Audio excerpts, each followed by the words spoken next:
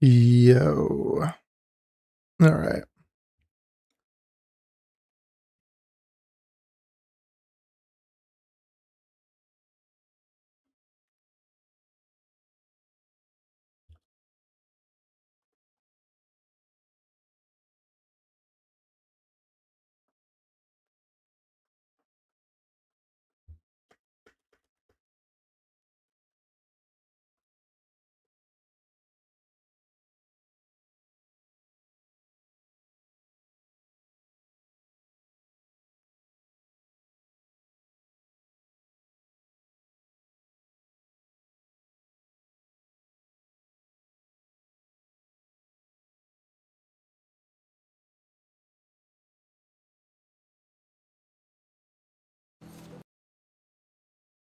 Yo.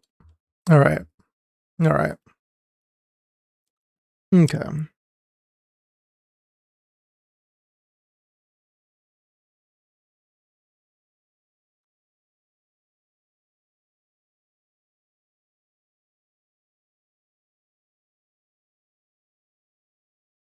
Okay. Yo, what's up, Ghost? What's up? Yo. What's up, Soup? No way, stream? Guys, at some point we have to stop being surprised when I'm streaming. Like, at some point it's just not like surprising anymore. Surprise indeed.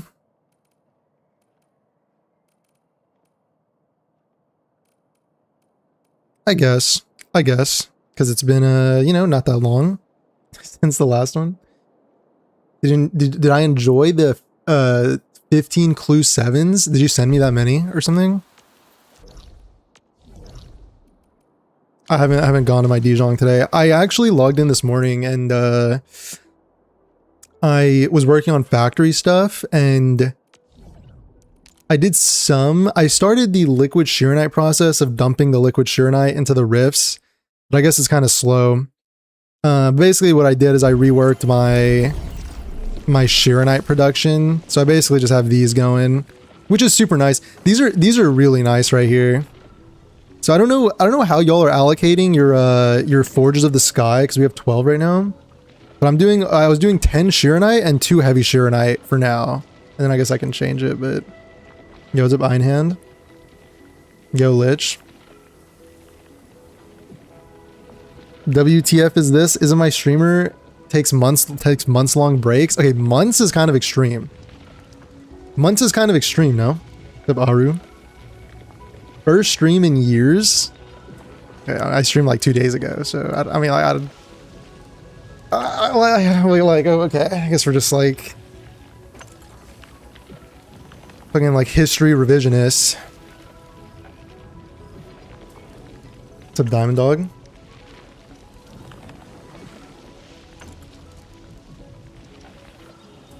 No, I know. Inside joke, I know. All right, I'm pretty proud of how my factory is looking right now. Yeah, my voice is kind of gravelly. My voice is feeling kind of gravelly today, like kind of dry, I don't know. Oops, there we go. Oh my god, I just dropped my phone on the... Okay.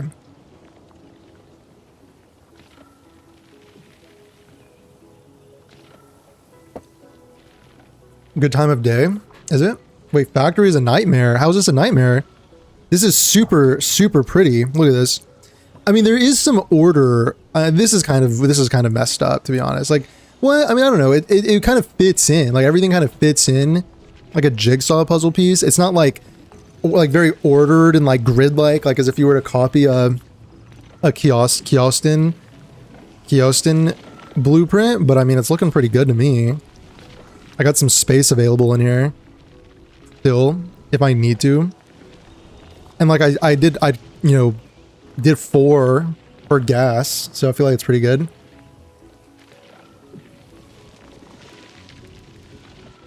Only did the basic proof of concept of the factory. I mean, this is nice and modularized. That's what the word is, right? Are you gonna say about the Kooky video? It's not, well, it's not about kooky, but it's, yeah, we're gonna look at his video because he conveniently like censored the names or whatever from the messages. So we're gonna look at that video, and it's like 5 minutes long. So I think, and then, you know, it should take us about 3 hours to get through it. No big deal. No big deal.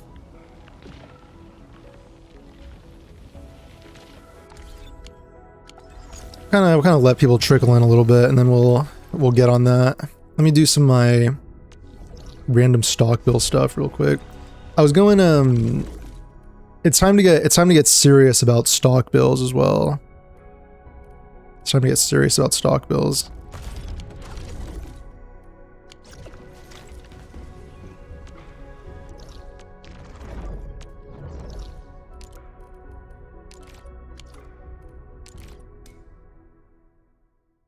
Censored as he revealed the name at the end? Oh, did he? I didn't realize that. Did he? Oh. Don't look at the last 10 seconds. He does.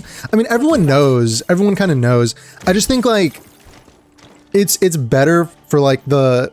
everyone knows. And we're probably going to end up saying the name anyway. Like, there's really no point. Everyone knows. So, you know, it's kind of like... Dude, I keep drawing ones on the first hand. This is awful. Fuck it. All right. I won't let anyone down. So, like, you know, we're probably not gonna like sit here and like gaslight ourselves into pretending like we don't know, but God, I feel like this team kind of works. Look at this. I got all my combos like immediately. And then I'm gonna do this. Check this out. And then I get the Rossi combo. Now I got 3 vulnerability stacks for my Gilberto ult. I feel like it's kind of OP, you know? This is kind of a good team. 3 hours is conservative. It'll be some amount of time. It'll be an indeterminate amount of time. Wow. I do not intend to wait any longer. Personally, you don't care to show his name. I think because everyone knows anyway. I just think I'm still gonna use the Kooky video because he like did a nice job of compiling it. So, and I feel like, I don't know, maybe it just comes off as like tacky if we're mostly because I'm lazy and he did a good job of compiling it. But you know, don't mention that.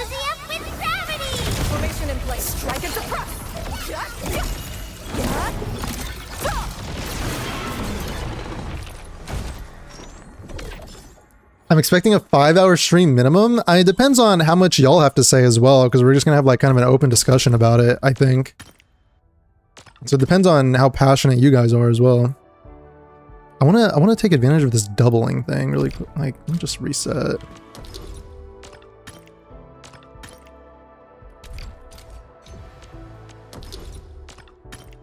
Okay, 4 or 5. Whatever. Shall I join you? Why aren't you using double rewards? Oh. Well, because I was doing more than 2 cards, so I couldn't. That's why. Gets a hippo. Holy consistent streamer. Yo, finally somebody gets it. Somebody gets it finally. I like this team actually because I can use corrosions way more. And then whenever I do if I do accidentally stack more nature things than I want to, then I can use Rossi's combo to clear them. I feel like it makes so much sense, this team. Dude, it's just everything is just Rossi Gilberta at the end of the day. It's literally just, this is like Rossi Gilberta is gonna be like my core for like the future of all time. I really like this team with Camille and Arcane too. It's clear just from the way he talks. Well, yeah. You should see the Supa compilation also. Did Supa also do something? I also expect that I might end up like from this stream segment, I might end up cutting it and I don't really care what Super has to say though, so you know. I don't really care. We'll look at the Kooky video.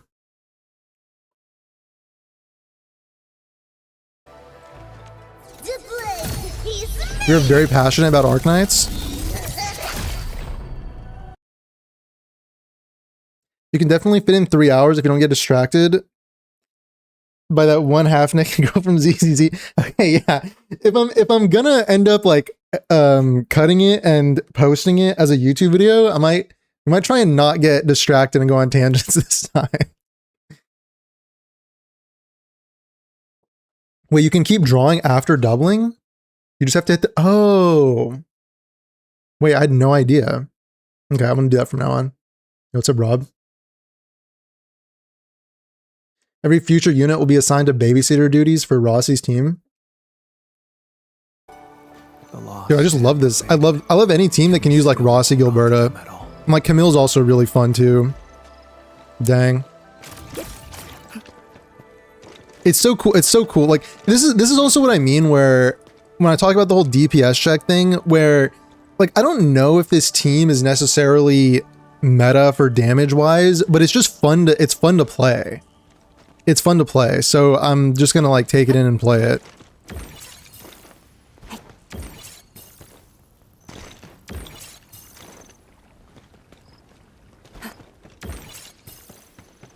I don't know why Supa was saying shit in the comments like he doesn't say the exact same shit. I mean, he's an Enfield hater for sure, but he's not as unhinged, I guess. Like there's like, you know, there's like bad faith hating and there's also just like unhinged. So but yeah. It's kind of like a Spider-Man pointing meme, you know what I mean? Spider-Man pointing at each other moment. Kind of a little bit. All right, I'm gonna swap over the screen.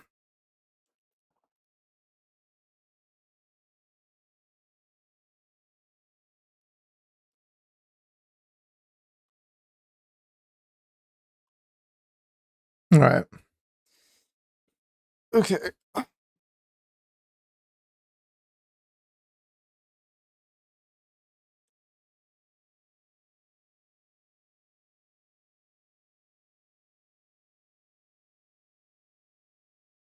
Not Supa saying anything. It's him making a compilation. I mean, I pulled up his channel. I didn't see anything, so I didn't.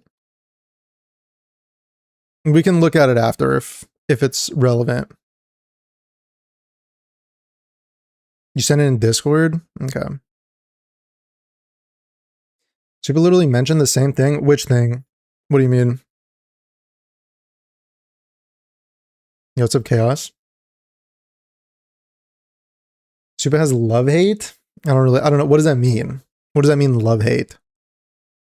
What does that mean? You're watching some Night Rain earlier for you? Oh, dang, Night Rain, huh? Elite Ball Knowledge, Night Rain?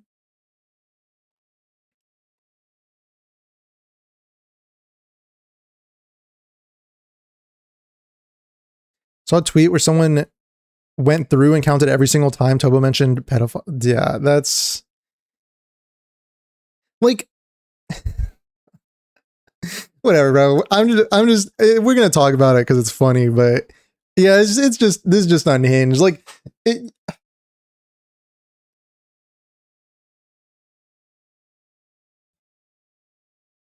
like as soon as you start calling people pedophiles, bro, I mean, this is just you just lost the plot completely.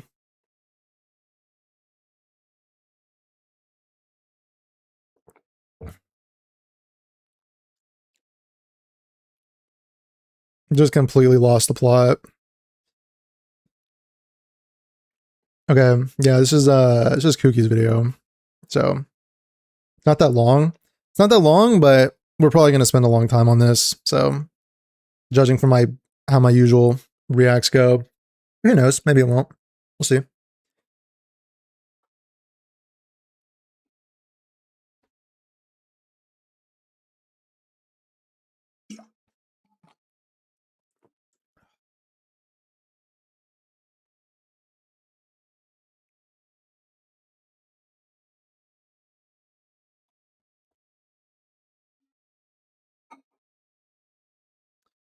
Well, let me see. Is this?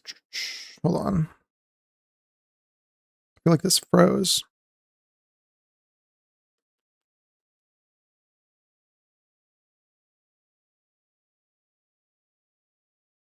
Let me test this.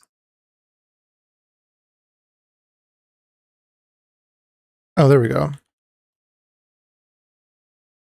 Oh, there we go. Okay. Sorry. I'm sorry.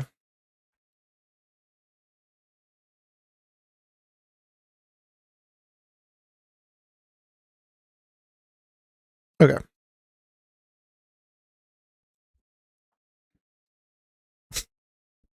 Here we go. Who called a pedophile to who? Hobro to every single Enfield player, I guess. Or like to some Enfield players. To a lot of them. Anyone that likes Rossi, pretty much, right? Or just basically most people. Not into gotcha news nowadays.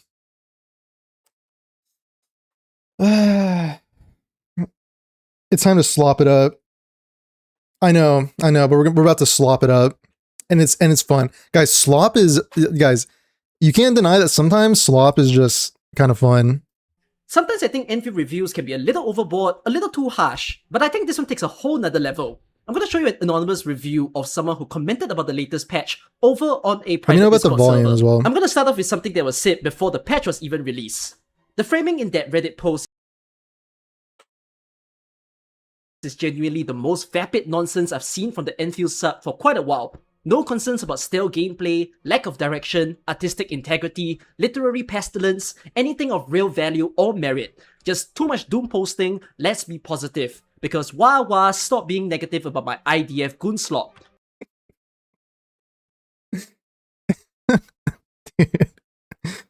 Dude, I mean, slop them up. Let's slop them up.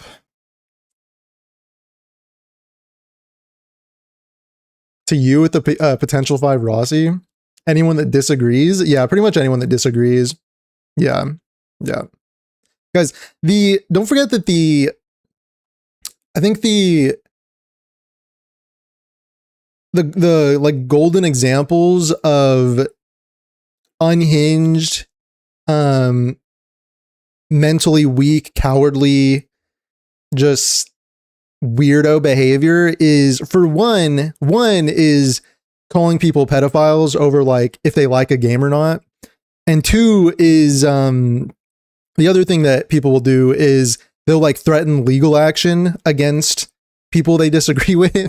Like they'll threaten to sue them and they'll threaten essentially to ruin their lives, to abuse the legal system to ruin their lives, to try and scare them into stopping talking about things they don't like, which is pretty much just weak pussy behavior, bitch made behavior. So and the pedophile, like this, this is just so like, I don't know, dude. This is just so like, I guess it's like trying to be edgy, but it's just like not funny, Like let's just call everything we don't like Israel. Just call everything we don't like Israel, basically. And like oh, IDF this, IDF that. Like, what Reddit post is he referring to? I don't know. Probably just something that was positive about Enfield. Anything that speaks positively about Enfield, or anytime someone's enjoying Enfield, just completely blows up this dude's brain. Like breaks, like we're talking brain broken to like it's leaking through the ears. It's leaking through the ears.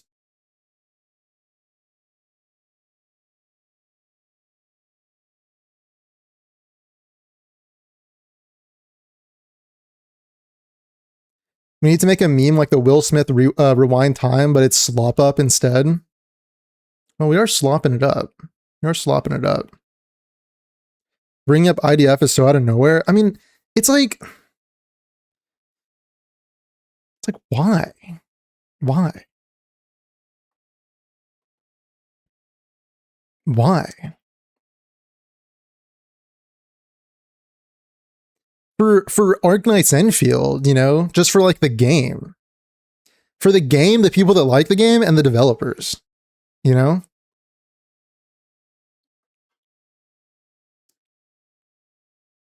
Yeah, they'll sue people who have fun playing a game. I mean, you know, the threatening to sue someone because they're saying something you don't like they're exercising their free speech, and you're essentially saying, I'm going to use the legal system to silence you. I'm going to abuse the legal system. Like, because a lot of times there's no actual case there. There's no actual suit. But like with, you know, you can bring a civil suit and force somebody to defend themselves, or like have to defend themselves, or at the very least they're thinking like, oh my God, I might have to hire a lawyer and I don't have money for that, or I have to consult, I have to do this or that. Like it's easier to just like stop talking about this topic. And it's just such a you know, violation of the principle of free speech as well. It's just such bitch made behavior to do that. Like when you know you don't have a real case or anything, you know, just scaring somebody into silencing, like shutting up. It's the stop having fun thing. Yeah. Yeah.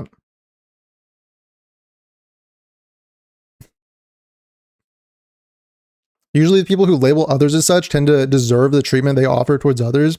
I don't know about like offer. I don't know about like deserving. I don't know if I'd say, because it's kind of like eye for an eye type, but like, you know, I wouldn't say that they're deserving of this behavior being directed back towards themselves, but, you know, hey, if you're going to talk like this publicly, like people are going to also make fun of you. So if you're going to talk like this publicly and put your name on this, I mean, people are going to make fun of you and rightfully call you unhinged. What is hilarious that everyone who sees harem slop in the Endfield story just doesn't know how a romantic relationship looks like. Completely disassociated behavior. Dude, the other thing that we have to get into, and we're going to get into this probably more as this goes on, is like the harem slop nonsense, you know? Just like everything, everything's harem slop nowadays. Fucking everything's harem slop. I mean, there's clearly games that tap into that, you know, audience. And here's the thing, right? It's like if you just enjoy that sort of thing, I mean, there's a reason that, you know, developers or, you know, writers or anime studios or whatever, they make stuff of that type, of that genre, for the people that just enjoy it, just so they can just enjoy watching whatever they enjoy watching. But at a certain point, like, you're looking at things that, you know, you have an MC interacting positively with a female character, and it's like, it's harem slop. It's harem slop. It's just appealing to that crowd. It's just completely, yeah, like disassociated, just completely like, you don't really understand. Like, have you not really, you know, like maybe just not really knowing how to like interact with other human beings, you know?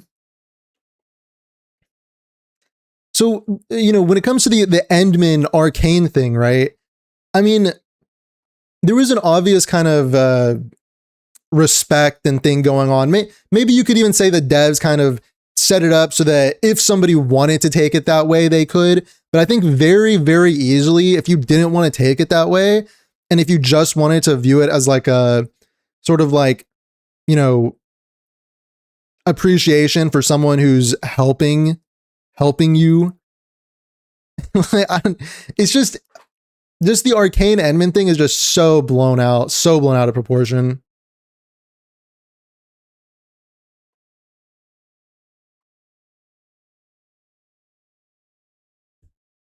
People probably think their friends hit on them constantly. I mean, these people probably don't have friends, so maybe that was too harsh. Sorry, was that toxic?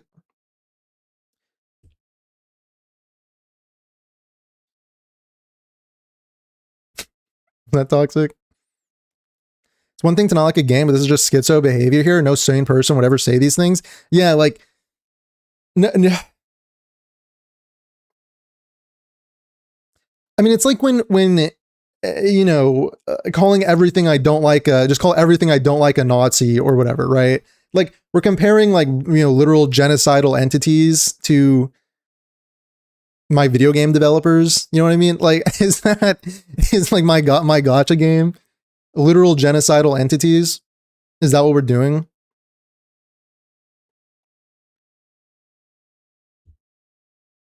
There's some things like joking about something being promised to you 3,000 years ago, and there's some other stuff with the pedophile. Yeah, like when a joke is like funny, like when something's like funny or it makes sense, and then when you get the ick, like from stuff like this is giving you the ick.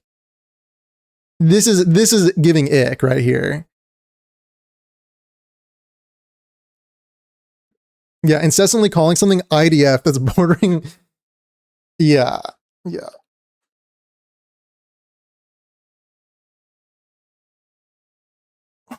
When he started playing the victim card, once he saw the comments of the post, I mean, dude, it's always the victim card. It's always like the woe is me, like I'm the victim, It's always the whole like I'm the victim thing.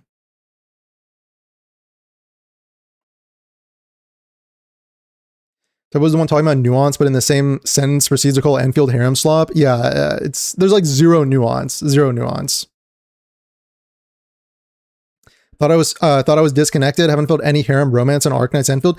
It's really like I guess there's Fong Yi in the Endmin, but even then it's so much like up to interpretation as well. And I think that's kind of how sometimes gacha writers want it to be, where if somebody like, because sometimes it's very explicit. Like look at maybe like Wuthering Waves with certain characters or Zenless Zone Zero with certain characters. It feels way more explicit.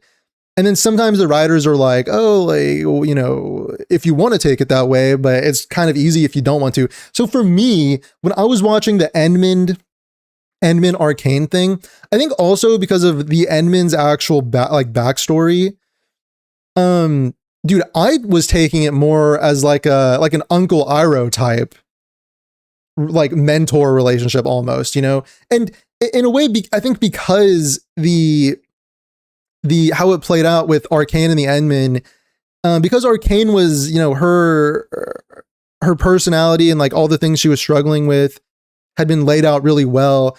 And the writers have done a good job of creating that feeling where, you desperately want to see a character change, right? You guys know what I'm talking about.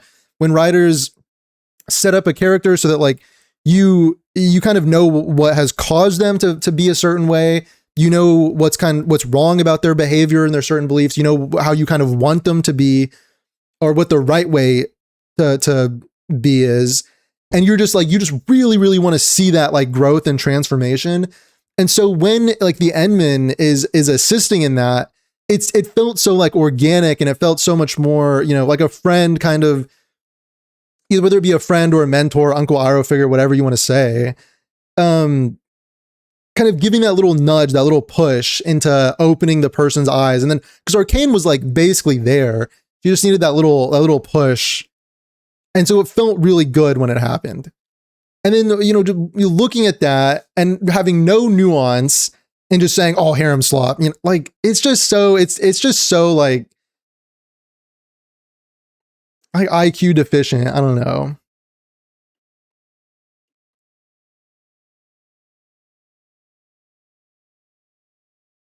If my homeboys compliment me, it would be a harem slot for these people.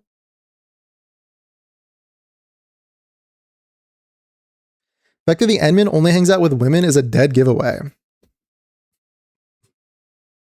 Okay. Okay, bro. Okay. Bills, if you hang out with women, does that mean you have a harem? Does that mean if you hang out with women, does that mean they're in your harem? Is that what that means? Fellas, can we get a check on that?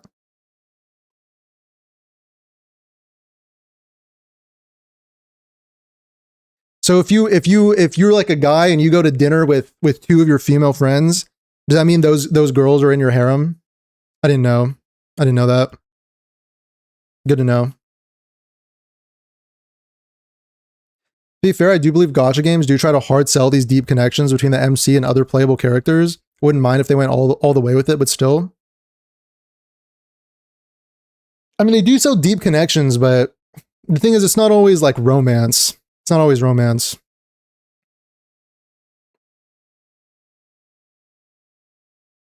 There's no way Arcane was falling for Endman. She had him contact her, then made up an excuse to cancel while asking if he could help leave Fong. She friend zoned him. Okay, well.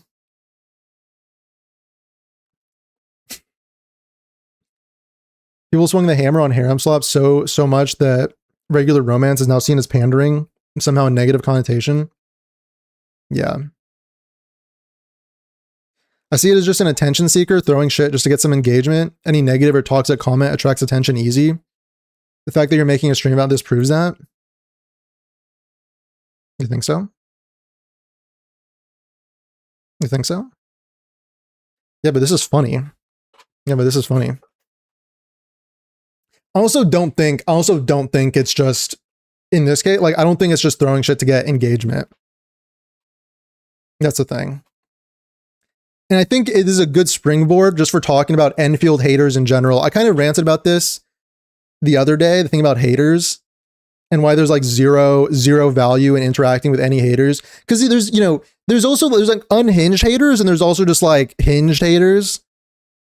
But like even if a hater is hinged, there's 0 point in interacting with a hater or like having a discussion about the game. Like if I'm gonna have a discussion about you know, Endfield 1.4, the story or the whatever it may be, am I gonna talk to somebody that, you know, is a member of like my community who likes the game and we can discuss critiques and criticisms and we'll probably discuss like the exact same things that a hater would try and discuss, except when you're talking to a hater, you're talking to somebody who's had bad faith and has an agenda versus someone who just like wants to talk about the thing and just wants to discuss it and maybe like because it's fun to think deeply about things that you genuinely like versus someone who's just like super angry, has an agenda, just like super like just a hater.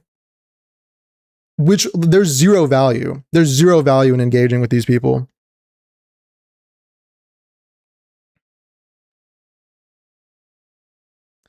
Basically, to these people, a man talking to a woman means it's romance to them to self-insert into. Then the we are the target audience agenda begins to gatekeep people who dare to think otherwise.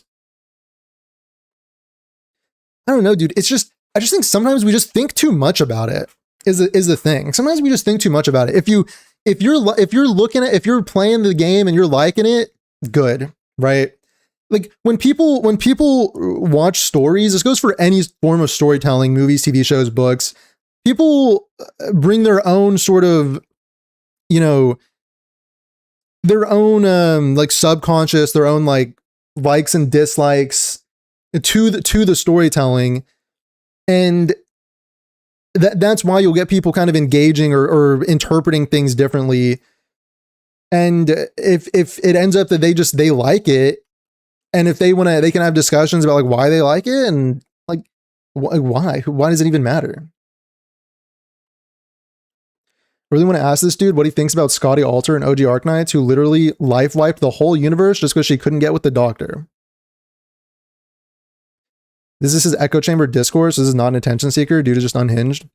It also is just kind of like obviously unhealthy. People that like just sit there and ruminate they just sit there and ruminate in these like echo chamber discords.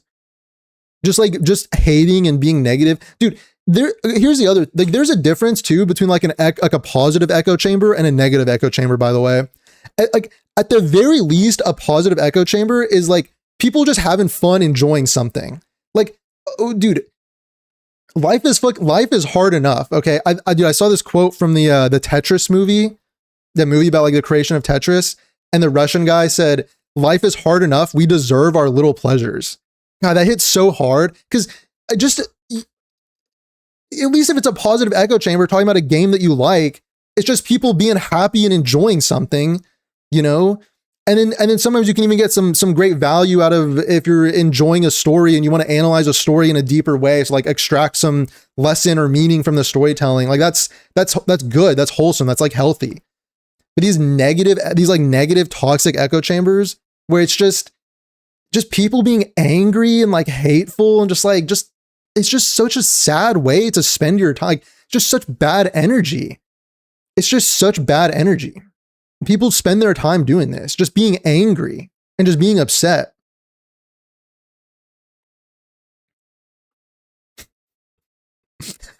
Bro is tactically nuked when Highmount himself said the technical test combat is a no-no.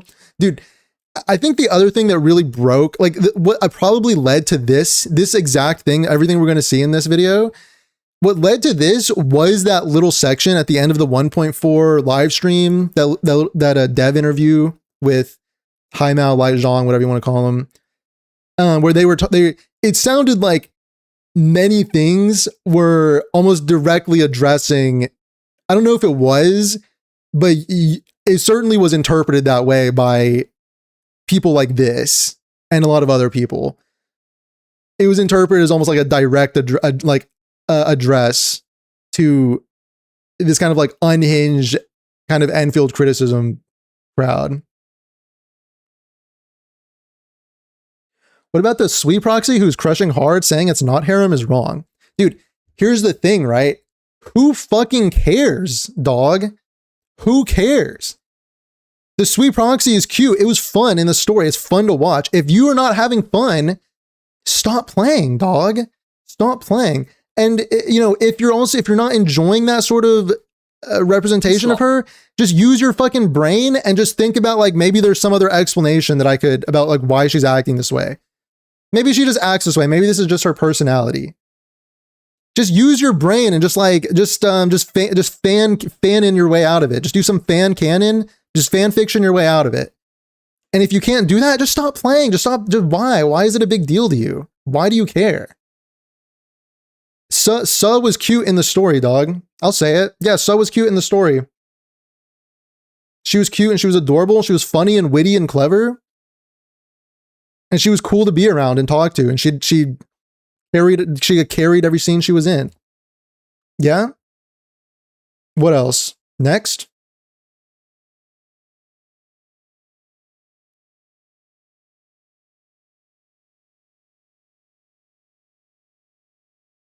I can agree they were partially selling Zhuang Fangyi, but they treated her as a human, a piece of the story in the world, not a cardboard cutout to riz on. Yeah, exactly. Like the other thing about like Zhuang Fangyi, for example, she had a really beautiful story to her. She has a very beautiful story and backstory and all of this stuff. And just eliminating all the nuance because, they did a little thing where she like really looks up to and respects the Endmen and probably has some affection for them, right? And if you want to believe that it's like more than like a deep kind of like respect, friendship sort of thing, then you can believe that.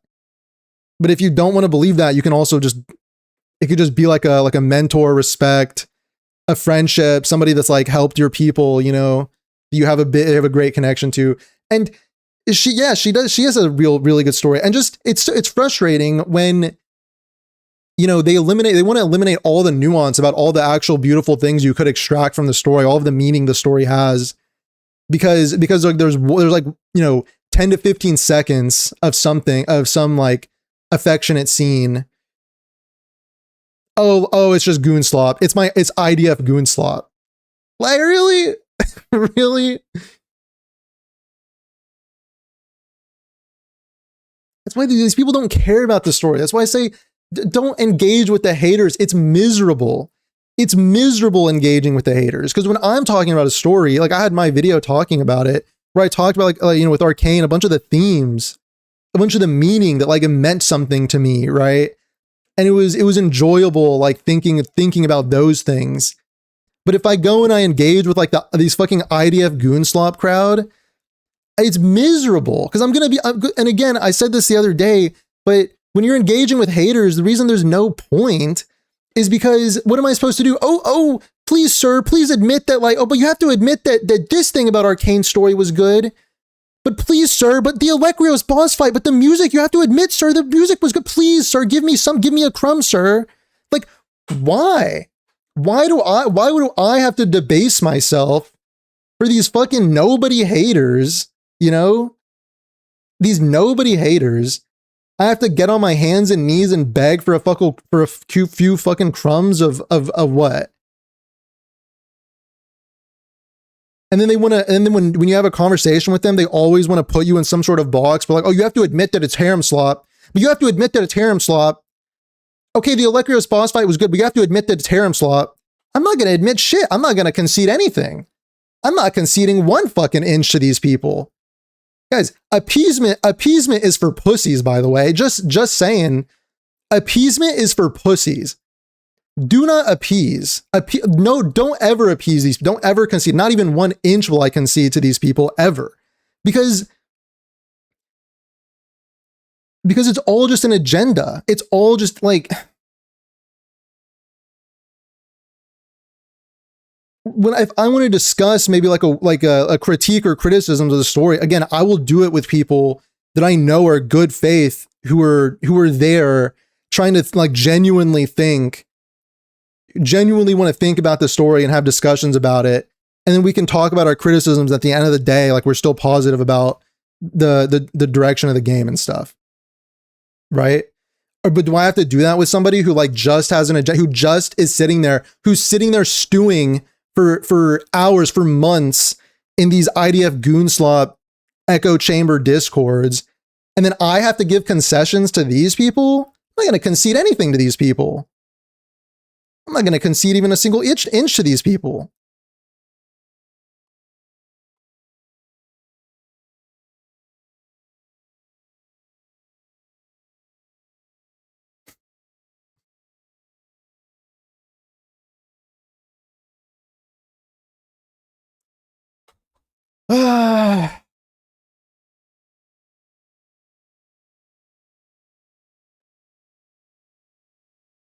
They don't get the IDF idiocy from Turbro. Isn't by his own headcanon sarcasm representing like I don't even know what this. Yeah, I don't even know what this is all about. I don't even know what this is all about. Like, is he saying IDF like to just be edgy, or does he like truly think that Endfield is like the IDF? The Endfield Industries in universe is like the IDF.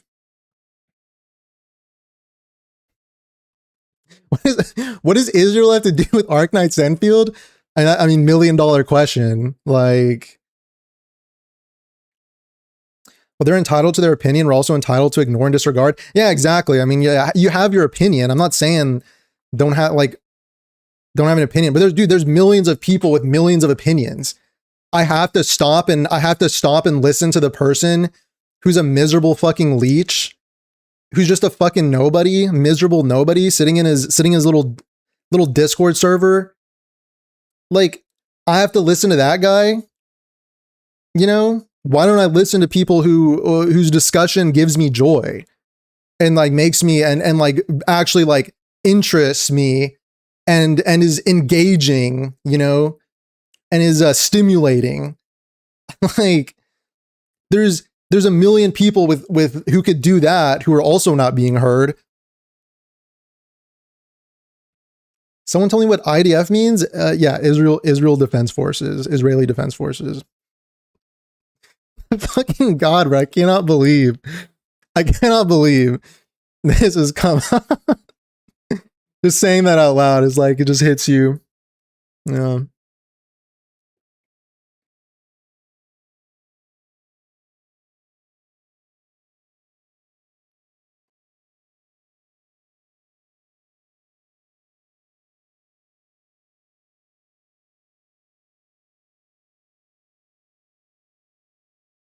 Don't ask questions, or for the better, just consume. Yeah, but you have no interest in the game being better, though, is the thing.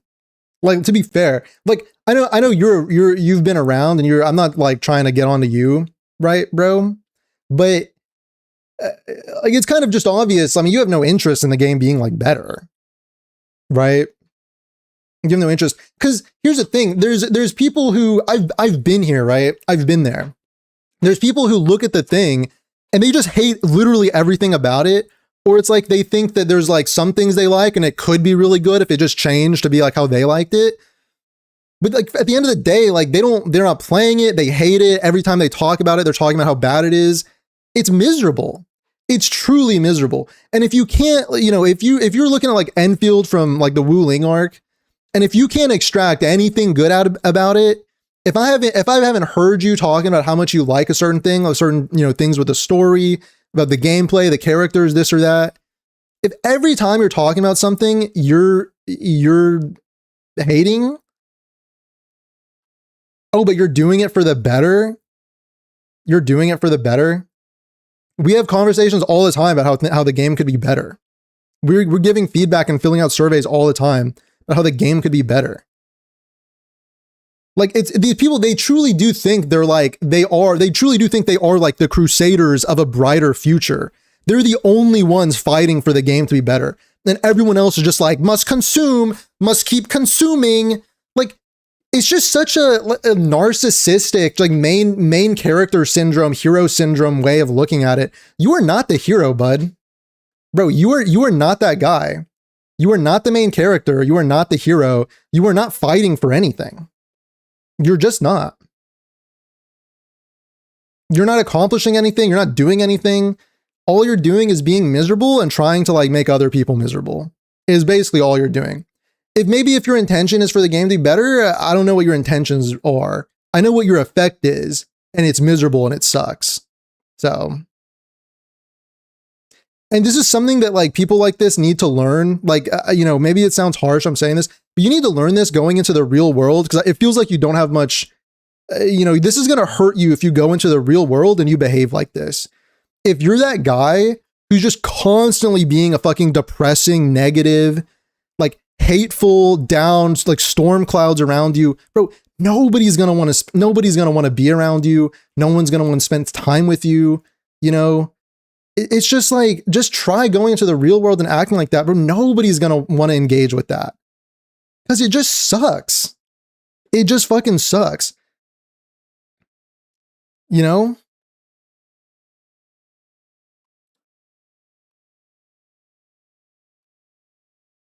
Main problem with this guy's position is that it's very common for cynics to confuse satisfaction with complacency and consider a positive assessment as lazy, as there is no perfection.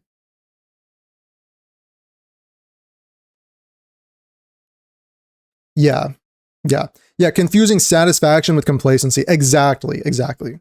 Like they think because, if we like things about the game, we're not pushing for the game to be better. Right? Because really what they want is for the game, like there's a direction the game is going in. There's a vision the developers have. This is what they talked about in their post 1.4 thing that probably like broke this guy's brain and broke a lot of other people's brains, right? Is because they said, look, this is our vision. We are committed to our vision and we believe in our vision. And we think like this is what we believe to make the game that we want to make. And it's just like broke these fucking people's brains, because like in their mind, like they were the ones that had like the correct vision. And it breaks their brains to think that it's possible that other people like this vision, this alternate vision that the developers have. Like in their worldview, they've set it up as being like, that is objectively wrong and I'm objectively right. And I need to fight for what is right against like the people that are wrong. And it's just like breaking them, the idea that like people actually view like this thing over here, they view this as being right and you as being wrong. And it just completely like brain leaking through the ears, The survey is actually listened to, not just throw gotcha currency compensation or wait till anniversary. Any improvement that can be done will be done. Story will be improved in the future. Dude, if you can't look at 1.4 and look at the improvements of the storytelling from like 1.0, 1.1, etc., all of the addition of all the content of the factory and new open worlds and all of that stuff, I mean, come on.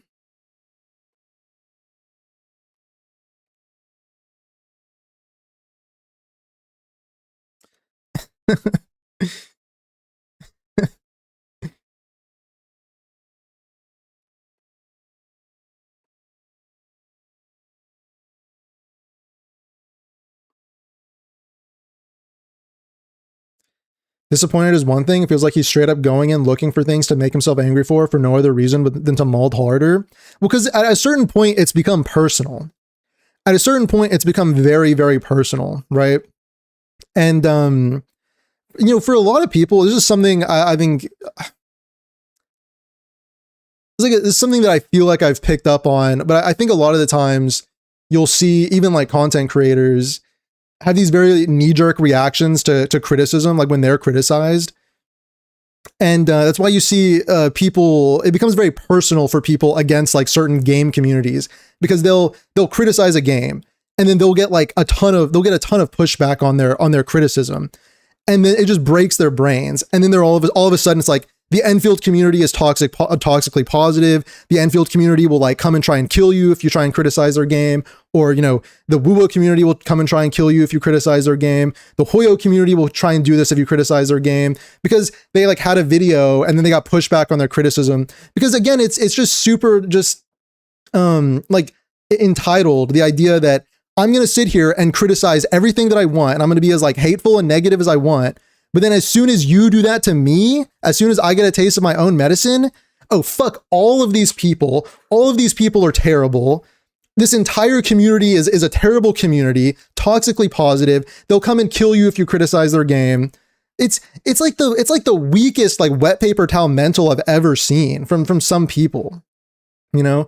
And even if you're getting like, that's the thing is even if you're getting support from tens of thousands of people, if you have like 300 people in your comment section who are criticizing you, it'll break their brains against the entire community of people that play that game. And you see it all the time. Like you just see it all the time with people painting generalizations about communities. And it's just weird. It's just weird.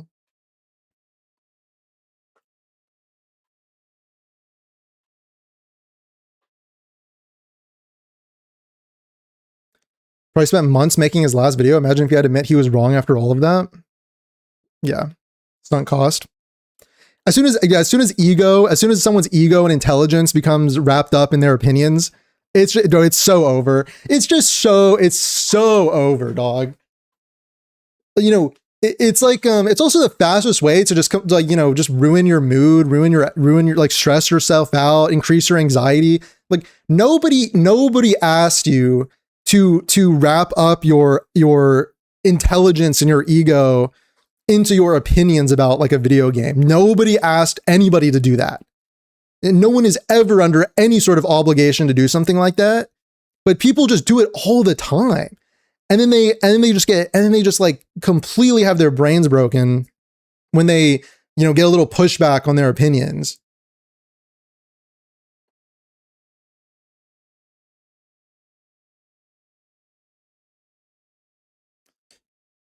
Oh. You think it's acting? You think it's acting? You think it's being a LARPer, like loving Enfield, but acting as if you hate it for clout? You think that's what it is? Am I allowed to criticize Edgeface Salvage, brother? You're, you know, if you don't understand this by now, you're allowed to criticize anything you want, dude. You're allowed to criticize whatever you want.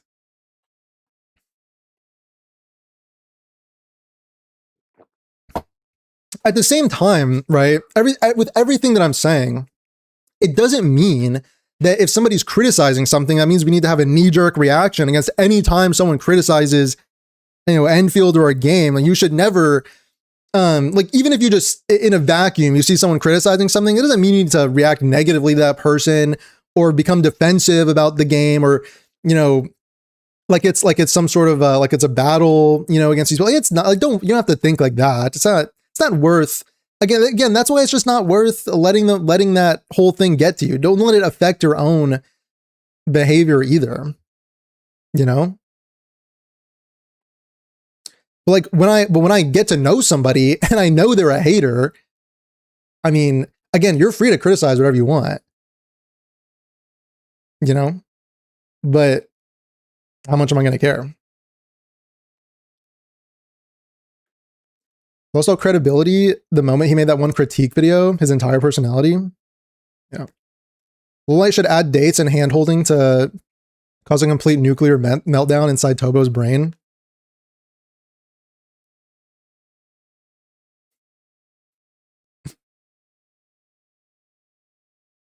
There's no way he actually enjoys the game for anything. Where are the loadouts, HG? Game for no one, worst game ever. Dude, the loadouts thing was funny, right? Because that's the exact example of how I'm talking about how, like, you know, those of us that like the game will give feedback and ask for the game to be better. Like, you know, as soon as we saw Arcane's kit, I think everybody started asking for loadouts, for like gear loadouts. So we're asking for things. We're asking for the game to get better. We're just not asking for what you're asking for. And that's what truly offends them. I'm not asking for the combat system to get overhauled. I'm not asking for all these different things, for the entire vision of the game to be completely obliterated and overhauled. Like, I'm asking for things to get better. I'm giving feedback. It's just not the same things that you want. And I criticized the side quest where you had to close those rift pools. That was actually terrible. It's making me hate the factory stuff. I actually was doing that this morning and I enjoyed it. I really liked it. I had a lot of fun doing that. So, your opinion. Maybe it's not a game for you. Maybe it's not a game for you. But using the factory stuff and then taking your products in the factory and then finding a way to get them over to the rift, that was fun. I enjoyed it. I liked it. I like that stuff. I want them to build more on that concept, actually. Using the factory stuff in the open world. I want them to build more on that.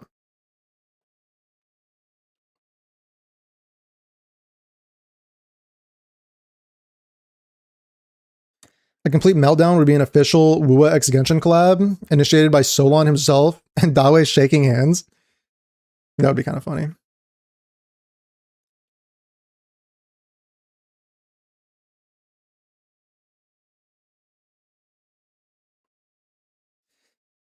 Is that hand-holding and romantic interactions to make, yeah, to basically like, excuse me, like break the brains of that crowd? Yeah.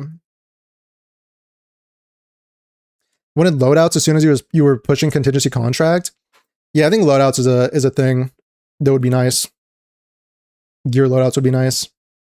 I think a lot of characters are kind of not meant to change their gear, but I think contingency contract definitely, because you know with contingency contract you kind of figured out you could play, you know, stack arts intensity on a character to like raise the combustion damage rather than, you know, heat damage and skill damage or whatever. Chaining conduits was pretty fun and relaxing. Yeah, I thought it was cool.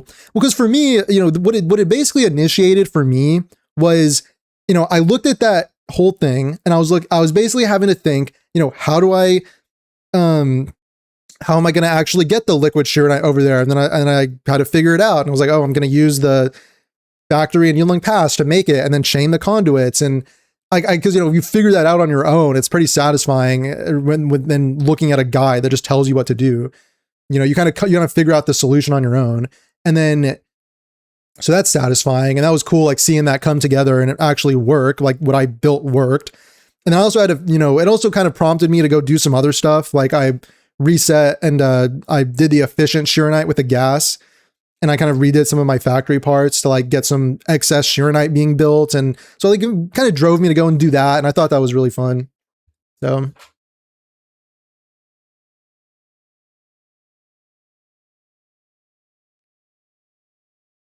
Problem with using the factory stuff close to the rifts, there isn't enough of it. You want it every time? Yeah. Yeah. All right. How dare you like something I don't like, Volpez?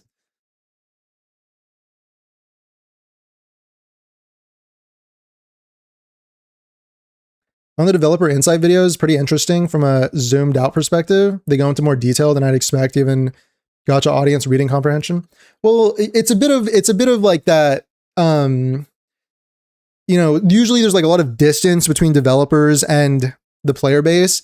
And so anytime you have something like that that kind of closes that distance is really, really cool. Just really cool to engage with.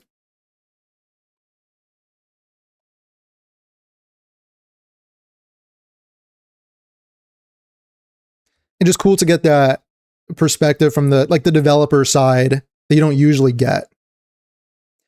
And I think, you know, because you can like, I try to get that from looking at, like look at Jason Schreier as a journalist who talks to a lot of developers. You can look at other content creators who like work closely with developers and they'll speak about it.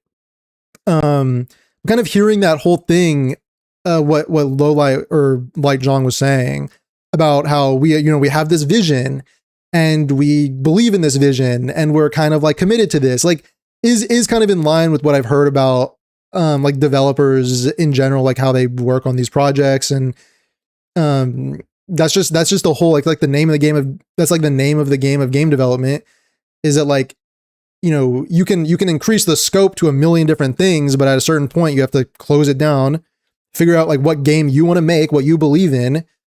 And then usually when developers, you know, have their vision they believe in and of the game that they think is like the best game that they want to make, that's usually how the best games are made.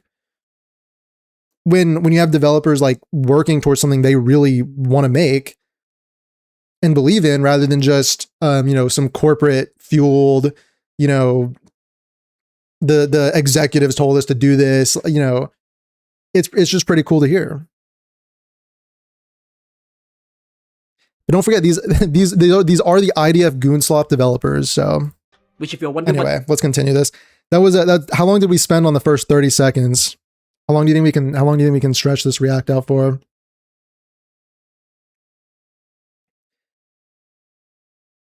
If I could rant about how bad tech test combat is, you would need 4 limit worth of comments. Yeah. Yeah.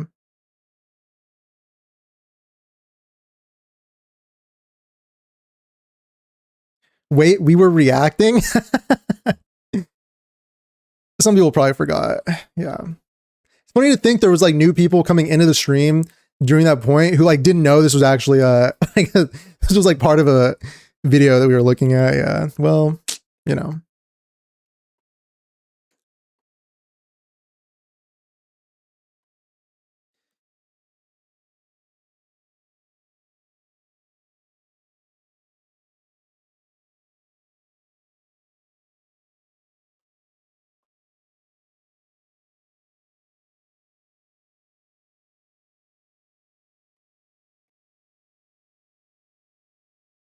Sorry, I'm looking at some comments. All right. it's Israel Defense Forces. Why? Beats me. Enfield Industries is the IDF. Yeah, okay. This is just like. So he thinks in universe, Enfield Industries is the idea. Okay. Okay. I just saw you were reading it off Twitter. Oh yeah. Only Well, 500 characters this is a nice compilation. So this time is kinda cringe. Can't go on a rant about how the Enfield devs are like the IDF. I see that comment and won't even entertain the Tobo's a rage baiter theory. I think, dude. Yeah. I just don't think. Because there's a certain there's a certain level of, if someone's being manipulative, like they don't really believe this, they're just saying it for engagement and stuff. But then I think you need a certain level of someone who's like, you can tell just from the way these messages are, this is someone who's like truly like lost in the sauce, you know, like you were actually lost in the sauce, and you were actually like mentally like your mental health is being like consumed by your hate for Arknights Enfield. Like they sit around just being angry and talking to each other about how like angry they are, and just like ranting into the void about like why they're just so angry. So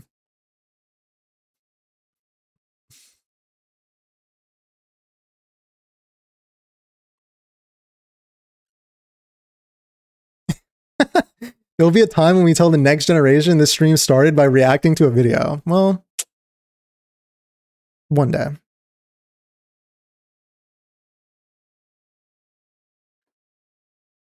How did Tobro come to that conclusion? Dude, I think anytime there's like in like, if there's lore where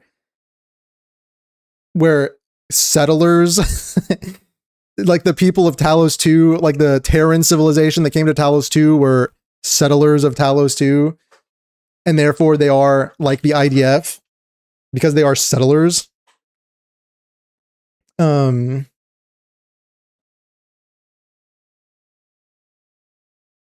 So pretty fucking weird, honestly. Pretty weird.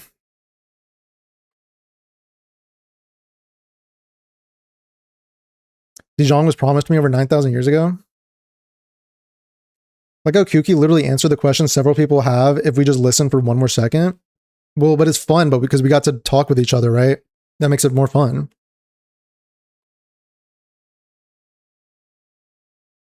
I've seen some comments from his Discord saying the IDF comments are inside jokes, but I'm pretty sure they're just trying to cover for themselves because they got caught in the screenshots too. I mean, dude, even if it's an inside joke, it's still just like not funny. It's still not funny. Like there's an example, someone had the example earlier, like, it's something like, it's a joke I made before in a video, but it's like, these people, like basically saying these people, like this crowd here, thinks that Endfield, they're so entitled, they think Endfield was a game promised to them 3,000 years ago. And that was a joke. But just like, there's like some wit and cleverness to it, I guess. But is it like witty just to be like, you're the IDF, you're just like the IDF, bro? Like, does that require like any amount of wit at all? You know, it's just like not funny. It's just kind of like, it's just not funny. I genuinely don't think Tobo's grifting. I think he's just lost.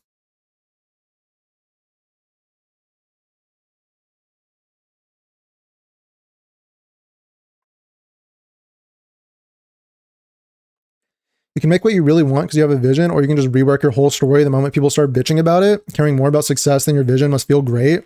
Oh yeah, true. Good point. When you put it like that.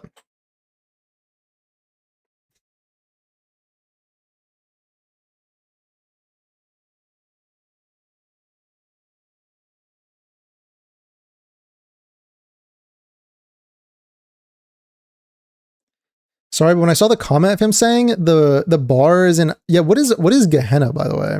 What is that? I don't even know what that is. The bar is in Gehenna. How can you call this good? I instantly thought like not quite my tempo scene. Yeah, it's like, it's just like not funny. Not really funny. Isn't Tobo Australian? Why doesn't he give his house to an Aboriginal or something? I don't know. It's just weird, dude. It's just weird. Inside joke. So there's an entire band of people treating the Israel-Palestine conflict as an aesthetic. I'm sick to my stomach. Yeah, exactly. Exactly. Like, yeah, I don't know. It loses all meaning too. It just loses all meaning when you're just talking like this, and it's just cringe, and it's just like it really is. It's like, you know, 12-year-old, 10-year-old cringe behavior, you know. Like, Gehenna's a valley in Jerusalem. Oh god, dude. It's like literally just everything, isn't it? They're just like obsessed with this. Dude, that's crazy.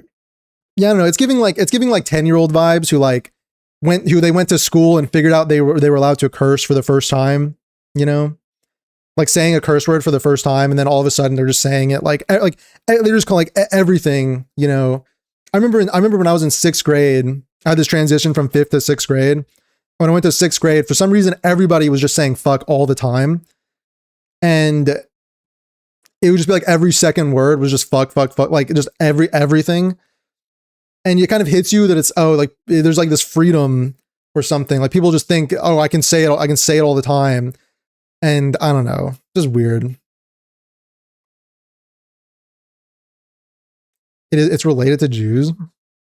Gehenna is basically hell. It's so weird, dude. It's just so marketing. weird. These end names they put out were never good. Aping Hoyo again without any of the sauce.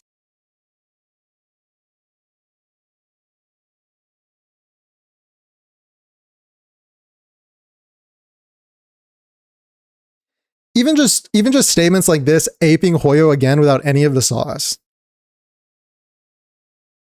This really is an echo chamber, isn't it? It's just an echo chamber. It's just an echo chamber.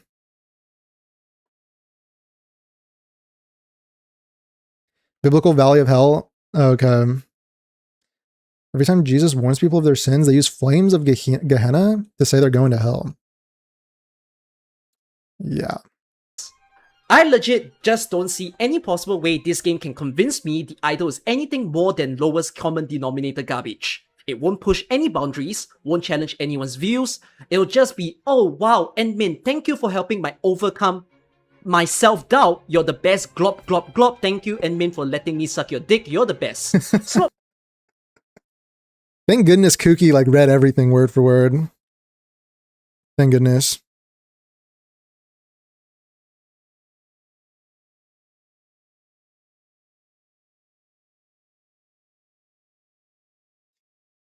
Oh, yeah, dude, it's the same. It's just the obsession with like everything is romance, everything is harem slop, you know. Oh, like the MC helped someone through something, harem slop. It's just lowest common denominator. Oh no, dude. The thing is if the MC helping someone is written well, it always just comes down to whether the writing is good or not. Because if you actually look at stories, I mentioned Uncle Iroh from Avatar earlier. Like, is anyone looking at like when Uncle Iroh helps Zuko and Toph and Aang and gives like wisdom and helps people? Are we looking at that like lowest common denominator slop? I mean, if it's written well and the emotion comes through, if someone's like helping someone else to like grow, and a lot of the times, by the way, the reason that you have one character helping another character grow is because that is literally the human experience, is that people don't see things on their own. It's through community. It's through people that care about them, sometimes helping them to see things and realize things. This is why it's so common in every story. People don't just get there on their own. They don't get through their mental blocks on their own. People help them. Their friends and community who care about them support them. And that is the human experience. And for some reason, every time that happens in a story, it's lowest common denominator slop, lowest common denominator. I mean, these are human experiences, whether it be the survivor's guilt or the self-doubt or I'm going to put everything on my own shoulders and do everything myself so that nobody else has to get hurt like how everyone else got hurt in the past, or like I need to do more, I'm not doing enough. And then someone, you need someone who cares about you to say like you are doing enough, or you don't need to do all of this on your own, like with Fong Yi or like with Arcane. But it's, I guess we just don't, maybe we just have never been there.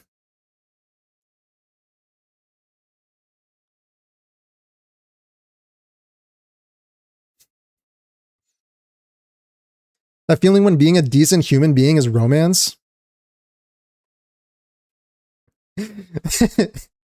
They should not speak with the shop cashier. That would be considered harem slop IRL. True. Guys, if your shop cashier is female, and if she helps you and if she checks you out, that's harem slop, by the way. That's harem slop. Didn't you know? How dare you? Filth.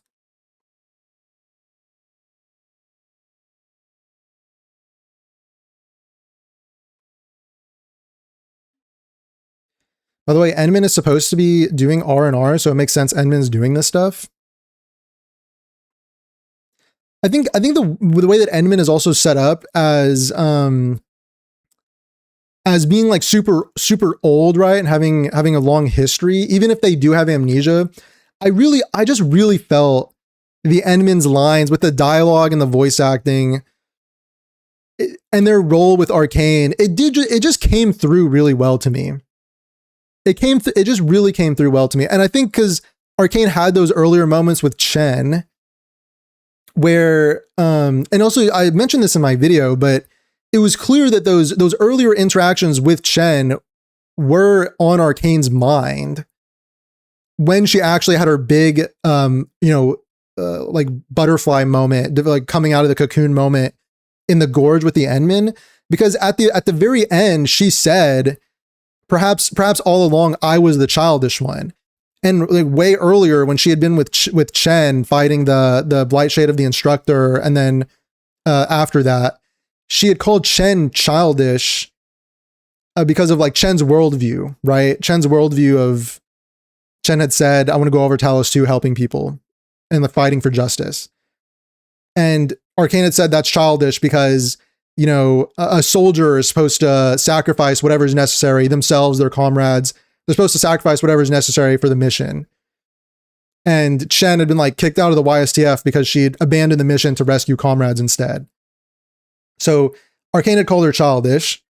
And then at the very end, she said, perhaps I was the child. So like that all of that stuff clearly carried through and contributed. And it was on like the character's mind when she was having these like realizations. It wasn't just like the Endman giving one line about you, like they entrusted you with their hope. And then all of a sudden she's like, oh my God, Endman, thank you. Like that's not even what happened. It's not even what happened.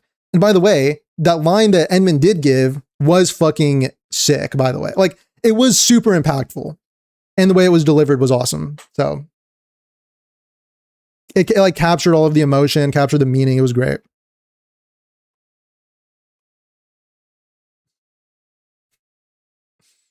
Yeah, what's up, Miss MX Miscellaneous? So what's up?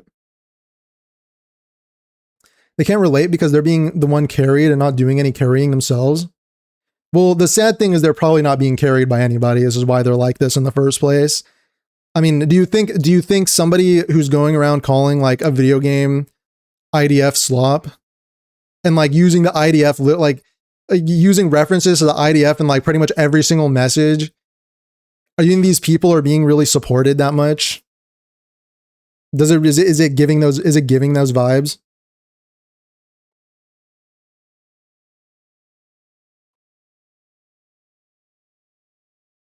Endman is very mindful and disarming, perfect for those more intimate scenes. Yeah, I do like the Endman's characterization a lot because they also are being characterized. This is another thing that these people love to say is that the Endman's like the blank self-insert. To some extent, they are sort of they're not a complete self-insert, but they are kind of working on this characterization. But you'll hear a lot, just the very extreme opinion that they're not being characterized at all. They have no personality. They're a nothing character. That's just not true.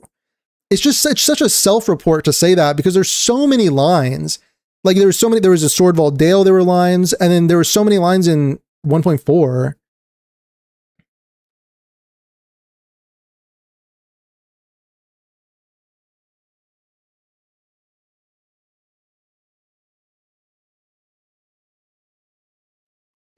The line where Endman had said when they were talking about the yin lungs, it's something else I put in my video, but something that the Endman said when they were discussing in Tangent Hall having to fight the yin lungs, the blight shades, and Perlica said, you know, it must be cruel to have to fight the shadows of your comrades over and over again. And Arcane says it's not the fighting that is bad, but it's being reminded of how they must have like suffered and you know, when they died, because they must have like died here to become these blight shades. So it's being reminded of like what they suffered, right? And the Endman just says like it's that pain, the fact that like the Yinlungs are going through this, they keep going into the zone, they keep pushing forward, making sacrifices and facing that pain because they're fighting for something beautiful. And the Endman says like I too want to fight for something beautiful. Like that's super impact. That's super characterizing. That's like it speaks to like if you've read anything like, you know, Lord of the Rings, Game of Thrones, these sorts of things. I mean, any sort of like fiction, any sort of fantasy fiction, anything. The idea of fighting for something beautiful is like it is a very beautiful message, and it really characterizes the Endman well. So the people who just say that Endman's not being characterized, I mean, they're just wrong, and sucks.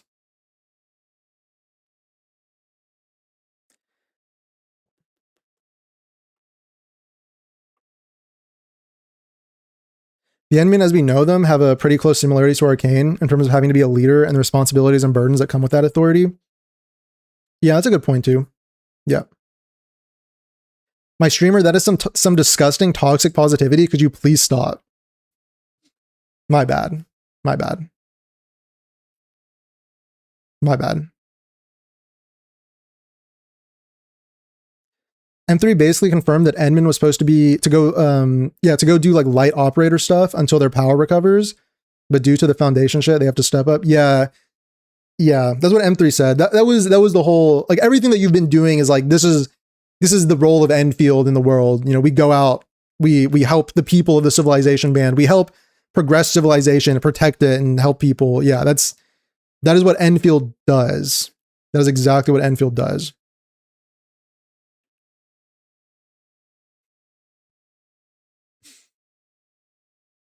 Laugh at people saying Chen should have more with Arcane with that moment already closing up with the instructor Zhu. Yeah, I mean, I think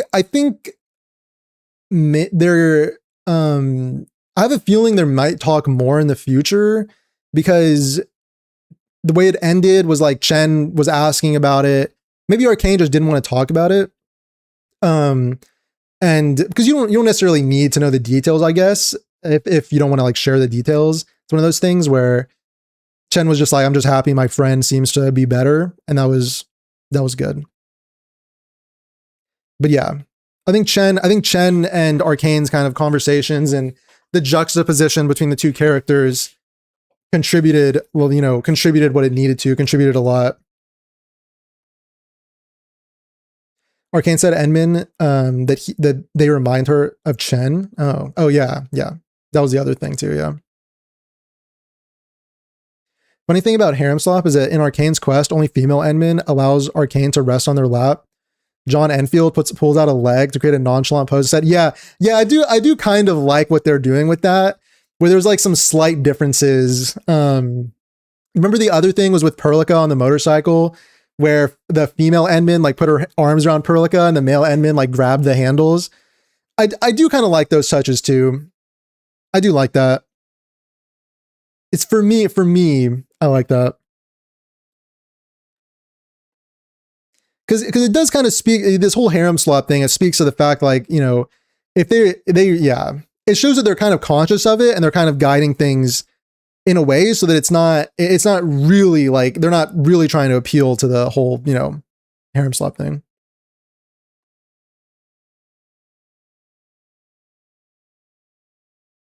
After Enman's speech on Sorval Dale, I don't want anybody saying he's not characterized. Yeah, well, that was like the past Enman too.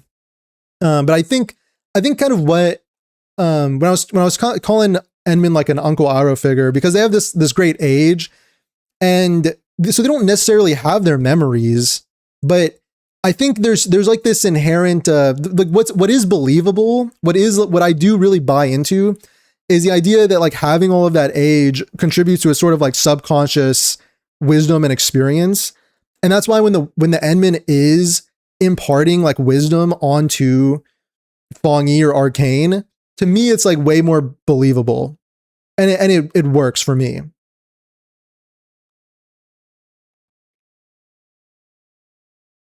Like you guys have heard that term, the mind forgets but the body remembers. That's what it gets. That's what kind of it. That's kind of what I'm feeling when I feel like the Enman does have this kind of wisdom, just kind of like lingering inside of them.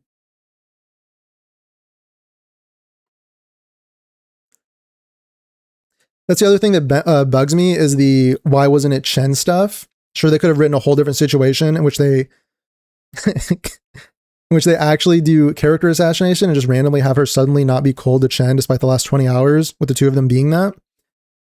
I think when I stop and think about it, think about it. If Chen was in that gorge with Enman and Arcane, what do you think Chen would add? And because what I also think is worth thinking about, the reason that for some reason just Enman and Chen Enman and Arcane work so well in that scene is because there's another psychological phenomenon where y'all are probably familiar with this, but essentially when you let's say you grow up in a town from like high school and then you leave for like 15 years and then you like go back and you meet with those people from your high school days again, right? There's this like kind of psychological phenomenon where you kind of like subconsciously, for whatever reason, you fall back into the thoughts and the thought patterns and the just like mindset that you had when you lived in that place. And so the idea is that being around those people who maybe have a certain idea of you, you kind of subconsciously put yourself in that box that you know they put you in, right? Or that they might think of you that way, so you put yourself in that box subconsciously. So for like this real like story of growth and like major kind of like metamorphosis, you know, the butterfly emerging from the cocoon. Kind of maybe like having Chen there in that moment, it could have just been like even more limiting, you know, because Chen kind of has this way of looking at Arcane. Arcane knows that Chen views it that way. They've argued about their like differences. And so sometimes that can kind of affect the ego and affect that growth that you need, as opposed to the Endmin being a totally new person. That's something that I thought of when I was thinking about like what would Chen add by being there. So it just really like worked. It really worked for me, that scene with Arcane and Endmin.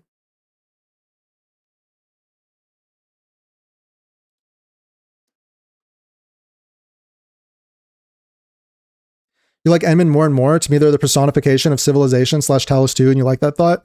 Yeah, I am starting to like Endmin more. I think as they go more on this path of letting the Endmin have more voice lines and kind of express more like independent action and personality, it really like this how they were in 1.4, I thought was really well done, and kind of like continuing, if they have that vision of the character and they're continuing on that, I think it's a good path. The Doctor and Arknights also lost all memory, but still retaining the tactical acumen as if it's just natural. Yeah.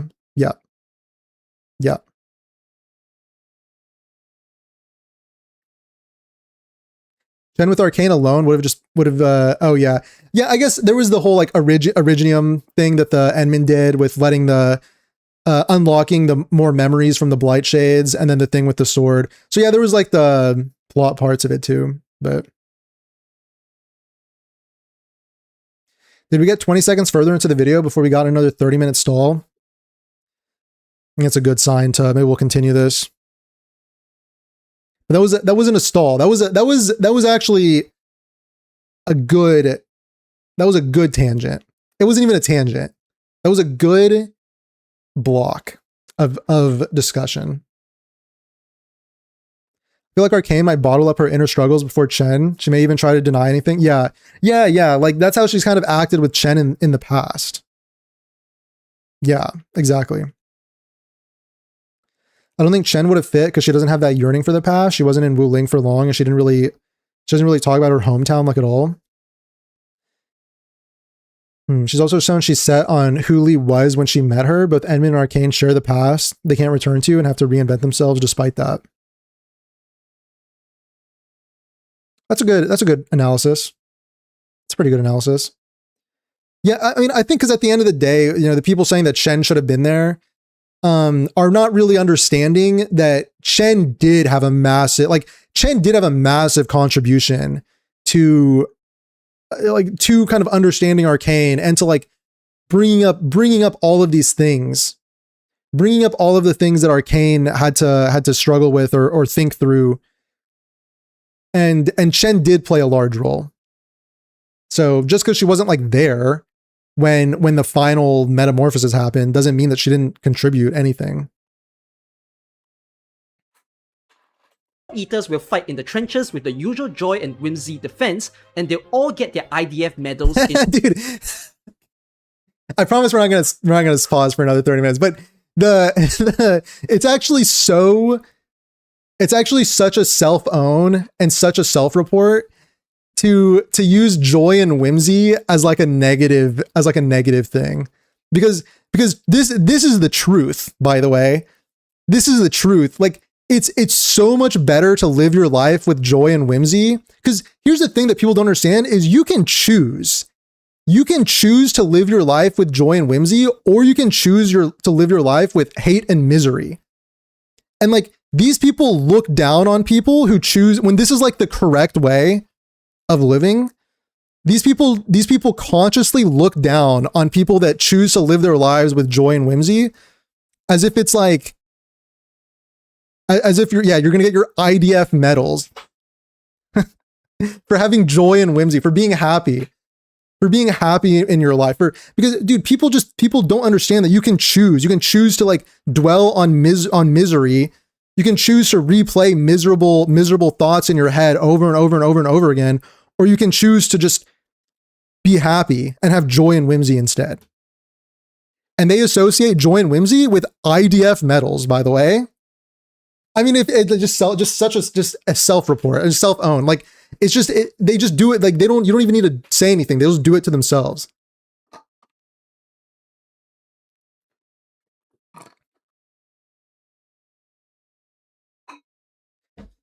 Yeah, Chen dropped down. Arcane wouldn't let herself be vulnerable. Yeah. Yeah.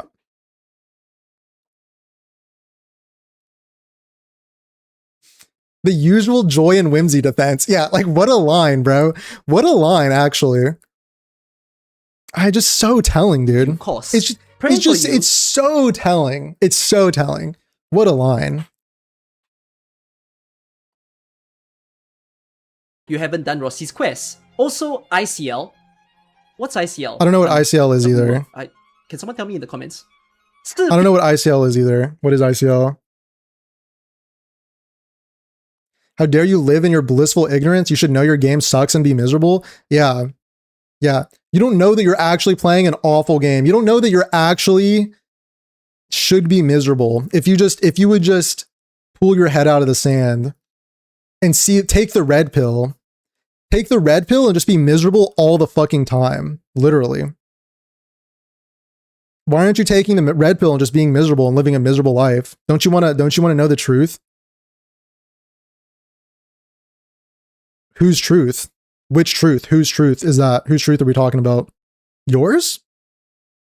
Is your truth the truth? Is that what you think? Yikes. Yikes. Not gonna lie, I'd live my life with hate and misery if they ever decided to continue one of my favorite game series ever while disrespecting the original lore. Well, but they're not, so. I think you said that as a joke, but yeah, no, but they're like not really disrespecting it, so, you know.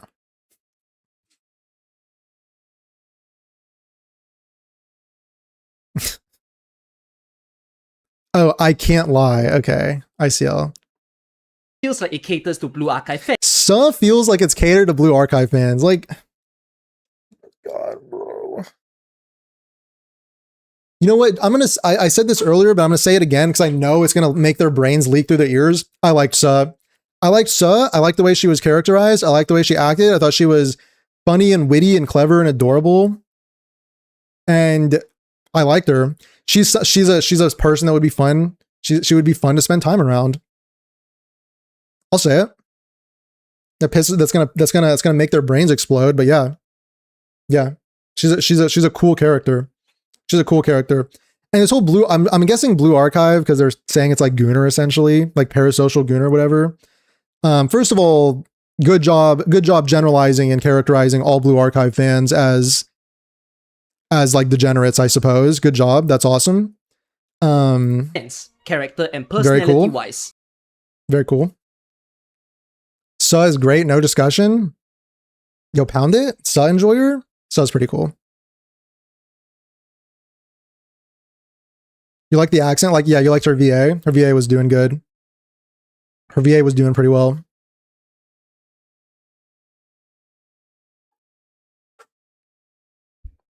The crux of Tobro's issue is that he lives in an alternate reality where he's the only person with standards in a sea of uncritical slop eaters, when in reality he just has shit okay. Don't use guys, dude, don't use gay as a pejorative, okay?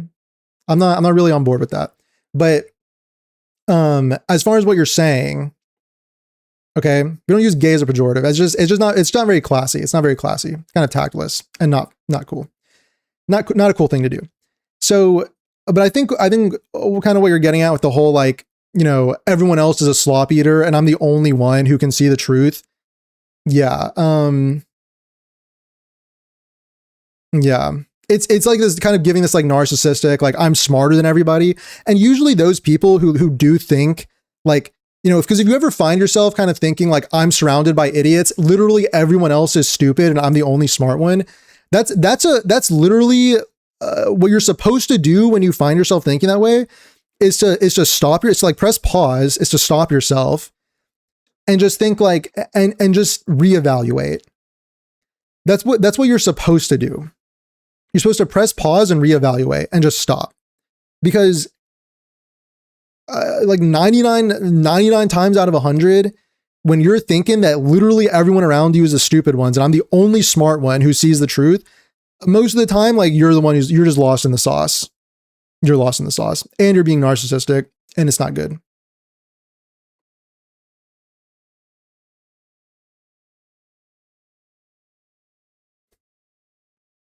I thought ICL was another Israeli military force or some shit like that. I mean, for all we know, it could be. For all we know, it could be.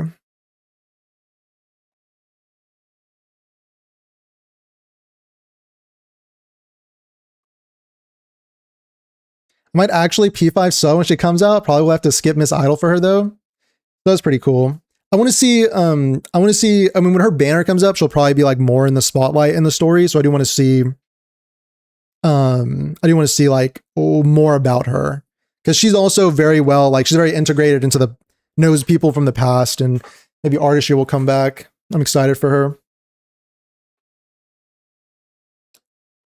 They associate Blue Archive fans with pedos and oh, okay. Yeah, that's weird. That's weird. He's already in the deep end. Now the hole is the entire Grand Canyon. I'm not crazy, I'm right.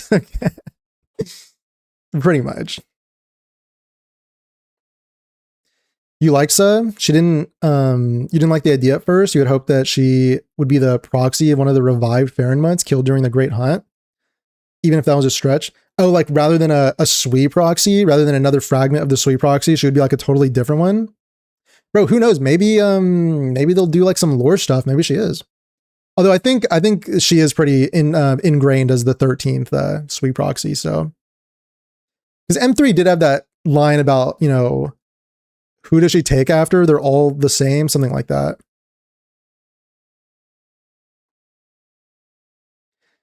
Doesn't realize that HG or anime otaku and it doesn't compute when they use anime tropes like Su's character.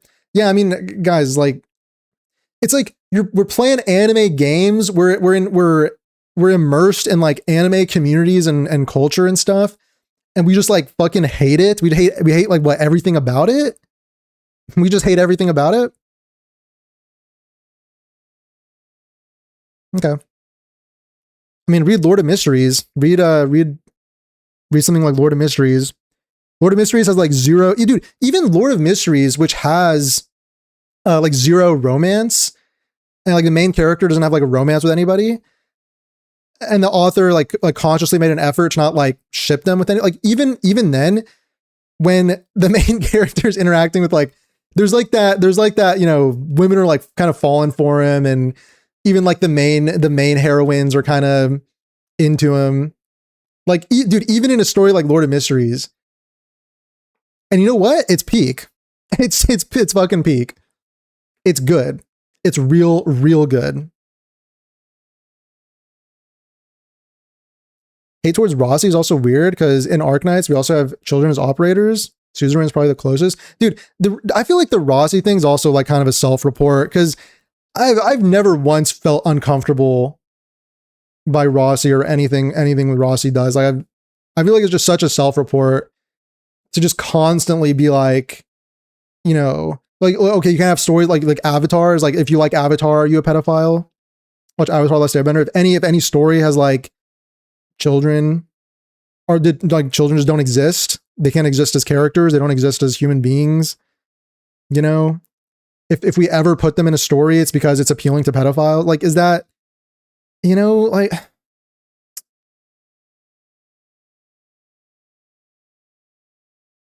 she's just a kid. Yeah. I don't know, dude. It's just so fucking weird. Just so weird. And like, dude, there's just so much like the inclination to go around calling people pedophiles in the first place. Like, it's one of the worst things you can call somebody, to accuse someone of that.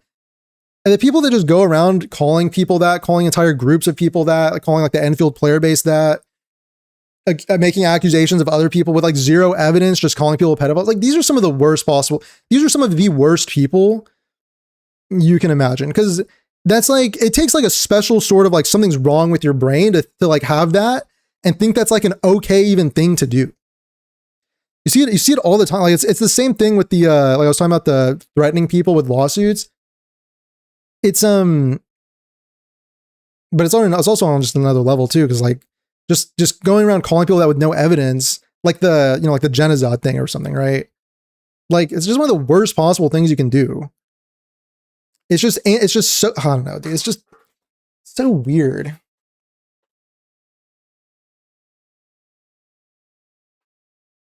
The only weird thing with Rossi is the scent line.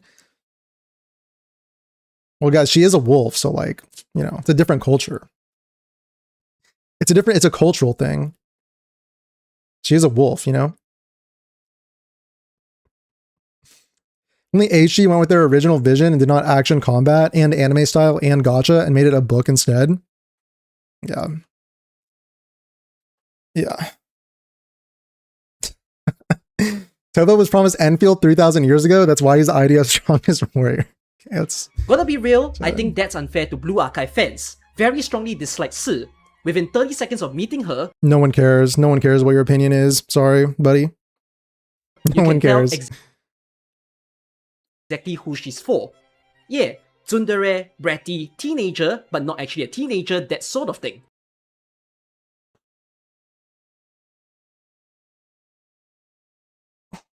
Oh god. Compilation where Tobro calls everyone a pedophile for liking Rossi.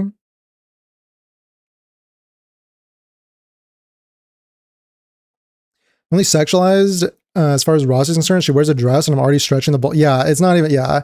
Even her outfit is not like go out into the real world and see how people dress. Even younger like kids and stuff. Like, it's just so weird. It's just so weird.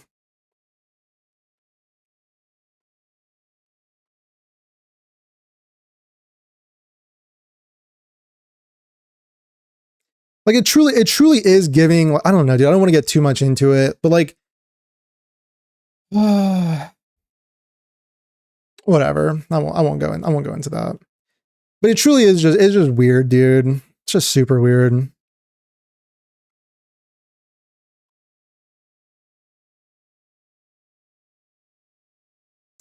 Is it okay to just like Rossi as a character and think her design is good? No, you're a pedophile for doing that. No. If you like, no, in these people's minds, if you like Rossi at all, you're pretty much just a pedophile. So. Okay, on to the current patch. I looked around earlier today and I saw almost universal praise for the news story. The bar really is in fucking Gehenna. Oh my god. Okay, this is where that line came from. Oh my god.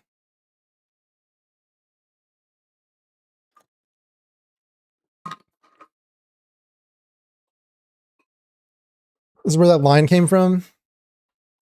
Dude, the obsession with including a reference to this like at all the basically all the time. You just had to include it. Like, how do people even know this stuff? How do people even know this stuff to make these references?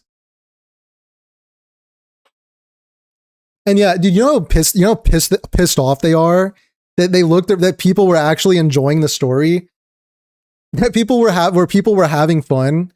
You know how angry that made them?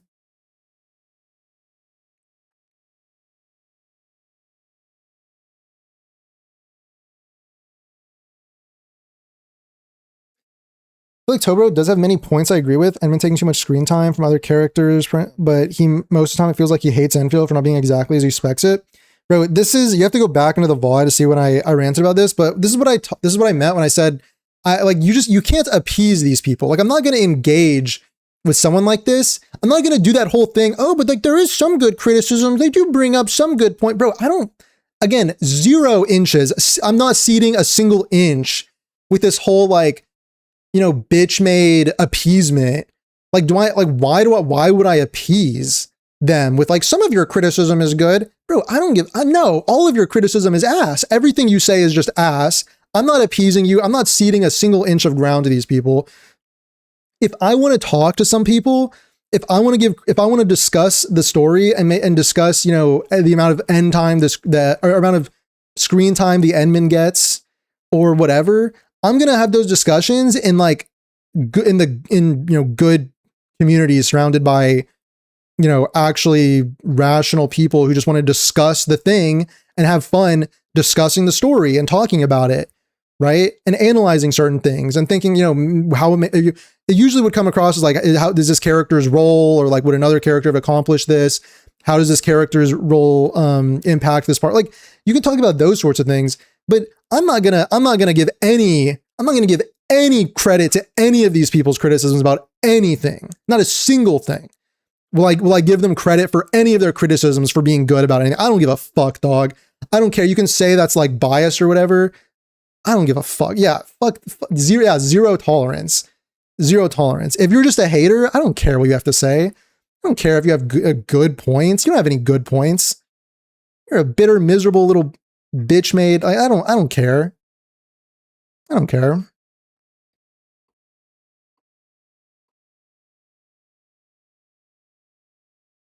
But also, I wasn't calling you out with that. I was just saying in general, like, I'm not calling you out when I said that. I'm not calling you out, but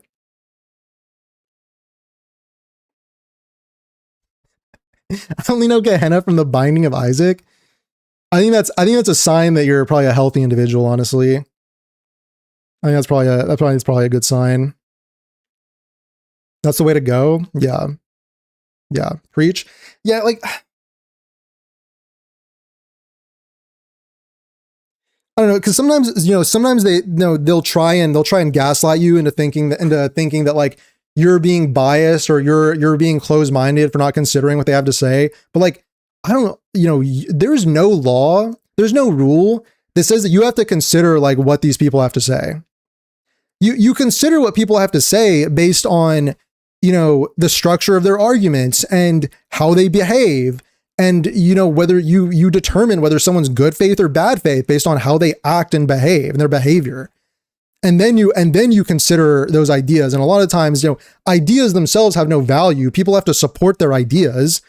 And if you're supporting your ideas by, this is IDF goon slop, and and you're a pedophile if you like this, like, I don't fucking care what you have to say. I don't care about your opinions. I don't care if, like, because then they're gonna go and try and if you cede even a single inch to them on the whole like Enman screen time thing, which is like, I mean, that's even debatable. It's even something that I haven't even like thought about like that point. But like, if I go and cede that ground to them, like their only interest in having this discussion is to make the game look bad, and to hate, and to be like bitter, and to just like bring down the reputation of the game. They have zero interest in having like an actual productive or fun conversation, or any sort of conversation where like you learn something about the story or the storytelling or anything like that. They don't care about anything like that. I don't care what they have to say about anything, frankly. And you should not be gaslit into thinking that like you have to give people like this any sort of your time or attention, when there's like thousands, millions of other people. We'll say thousands of other people who will have thoughts on the game, whose thoughts are more worth discussing and looking into and talking to than these sorts of people who for some reason just feel they're entitled because they think that like they're the smart ones surrounded by all the idiots. Because they think that you're an idiot, by the way, because they think that you're a stupid idiot. And so like, is that the person who you want to go and beg to give the tiniest little crumb of praise to like Alecreos's OST or something? Like, is that the person who like, no, fuck those people. Fuck that. I don't need that. And you don't need to invite that energy like into your life either. You don't need that energy. That is just negative. It's just bitter. It's miserable. You don't need that energy. It's just terrible. It's just terrible for you. Why would you willingly spend your time letting those people like infect your mood and making you like miserable? Because misery loves company, and you don't need to feed that. It's the same Harren slot as Tang Tang's character assassination. The writers won't let.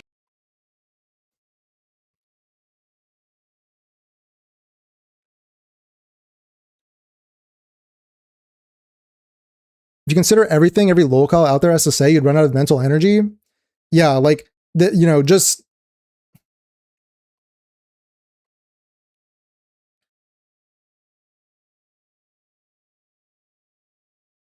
I mean, stuff like keeping the factory in and not abandoning it in the process. He had some normal takes that were worth to be considered at least a little bit. Okay, but here's the thing, dude. Here's the thing. This is what I keep trying to say. Like, he's not the only one that will have that idea. Like, they want like you're trying to like divorce the idea from the person, and like sometimes there's okay, death of the author, whatever, fine. But like, you don't need to engage with those people. You don't need to give those people like, because you don't need to give those people credibility either. Because what they're trying to take credibility, it's the same thing where it's like, okay, like it's like the same thing with these fucking losers who are saying, okay, you're they're looking at like young men or whatever, and they're like, wait, your life is bad. Go to the gym and eat healthy. Okay, that's good advice. Oh, also you need to like hate all women because it's women's fault that you feel that way. Like, is that like, oh, but you have some good points. Like you said, go to the gym, bro. There's a million people that will tell you about the thing with the factory. There's a million people who will have that thought. Do I need to like, oh, but you do have some good ideas. Like, no, I don't need to fucking say that. No, all of his ideas are ass. Everything he says is ass. All of their ideas are terrible. Everything they say is bad. Don't give any single ounce of credibility or inch of ground of anything to these people. Don't none of it. No, honestly, none of it. None of it.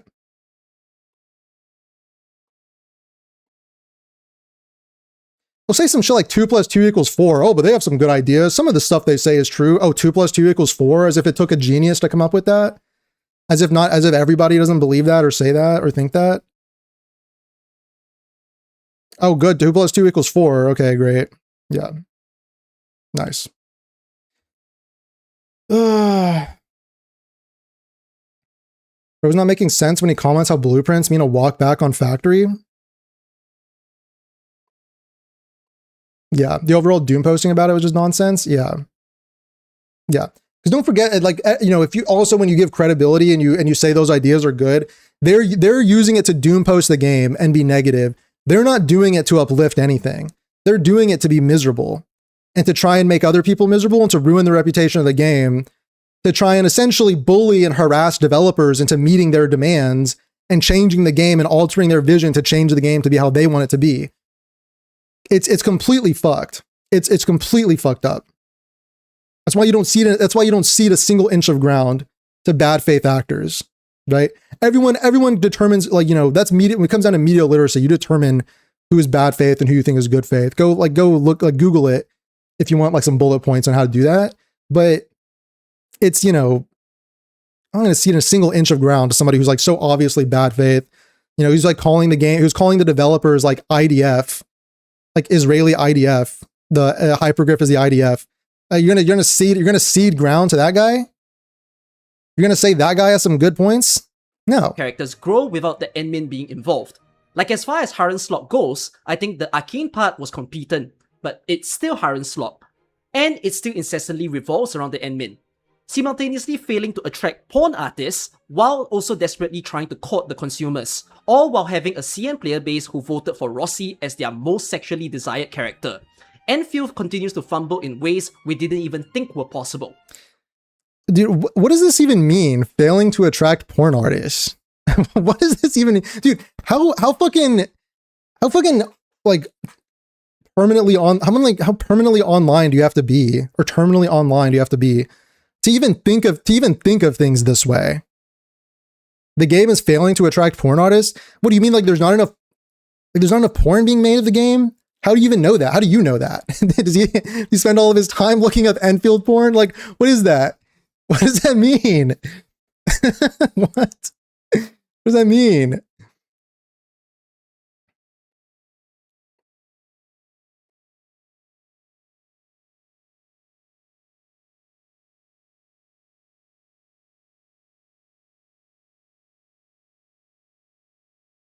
What is that mentality? Yeah, I don't know, dude. I don't know. Toxic positivity gang? Yeah, he crashed out he crashed out for 20 minutes over the game having quest markers, because quest markers equal the devs think you have single digit IQ. I remember we talked about that before, and I told you guys that I've been playing Cyberpunk 2077 recently, and they do the exact same thing with having a quest marker that like updates as you run to the thing, and having like the mini map with a line that tells you exactly where to go to get to your objective. Like that's just what games do. Welcome to modern day gaming. Like The Witcher 3 did that in 2015 when it like just zero perspective. Like that was such a stupid point too. Also, as if that ruins the game. Bro is tracking every porn site. 20% of all internet traffic is him crawling image sites to download Enfield porn so he can track the numbers. Yeah, I don't even know where that statement comes from. I have no idea where that statement comes from. Oh, by the way, any thoughts on 1.4's main storyline? Better than Oh my god. previous ones, NWEZ is pretty sick, and the OST is expectedly good, but Cool Environment's BGM were already par for the course. I really can't help but notice. Dude, you can tell how bitter he is when, you know how bitter someone is when they're basically saying like, this stuff was good, but it's expected. So like, as if like they're trying to like not really like, basically like, you can tell the bias, right? You can tell the bias, like how desperate we are to not even give them a single point of good thing. Remember, that's why like I say don't seed an inch, because like they don't seed an inch. They're bad faith. I'm not gonna go like, because it's also a humiliation ritual. That's the thing at the end of the day, is like, you know, like in certain interactions when you're engaging with certain people, you just feel like it's a humiliation ritual. And that is literally the alarm bells going off where you're like, I have zero I'm not acting as someone that has self-respect. I'm debasing myself. I'm crawling on my hands and knees to beg for somebody that, you know, just some nobody, right? Don't engage with this humiliation ritual is what I'm saying. There's no point. It's embarrassing. Like, we have more self-respect than that. Can't give any good points to them without trying to downplay it. Yeah, a lot exactly. of the praise the current patch is getting is just because the bar is no longer comically low, whereas it was in hell. A lot of the praise the current patch is getting is just because the bar is no longer comically low, whereas it was in hell before. I mean, even this is like an illogical statement, isn't it? Hold on. A lot of the praise the current patch is getting is because the bar is no longer comically low, whereas it was in hell before.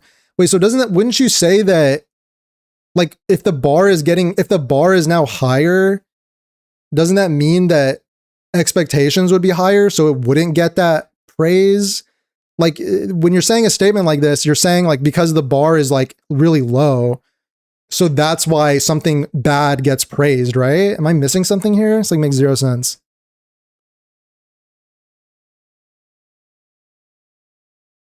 Gameplay equals action slop, story equals harem slop, music equals Crywolf slop. How dare Crywolf? Yeah, Crywolf. How dare Crywolf meet expectations? You know, I know you're an artist that put a lot of work into that, but you were expected to do that, bro. You should raise your kids that way. By the way, that's like the best way to raise your children. Actually, that's the best way to go around making friends and having people like you. This is good, but that was expected of you. That was expected of you, and the bar is in hell. So, you know.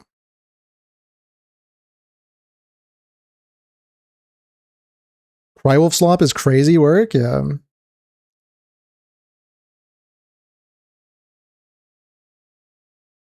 It's good, but I can't show that I like it. Before, I think the patch can be summed up in one word as decent, but I'm seeing nothing but incessant praise for it, even from people who— Yeah, because people like it. Because some people like it. And also, I mean, it doesn't really matter, like, you know, what everyone is saying. It doesn't really matter what everyone is saying at the end of the day. But when people praise it, they're usually talking about why they like it. So kind of not really addressing when people actually talk about why they like something. who were very critical of it before, which to me— It's kind of like saying, you know, oh, if the masses agree with what I'm saying, then that means I'm right. But if the masses are disagreeing with everyone, it's because the bar is in hell and they just are consuming their slop. You know, there's like zero thought given to people who are actually talking about why they like something. Anyway. is just more evidence that every gacha gamer is really just after hype moments and aura, no matter how much they might LARP as a critic. Wait, we're talking about LARPing as a critic? Oh no. Oh no. The person that doesn't know the difference between critique and criticism doesn't know the difference between critique and criticism and then uses the word critique so it sounds smarter because it sounds French and it sounds fancier to give legitimacy to your ass mad criticisms about the game. They raise the bar so they raise the bar so the bar is the expectation now and they don't deserve any praise for meeting the bar, they just raise nerd. Yeah.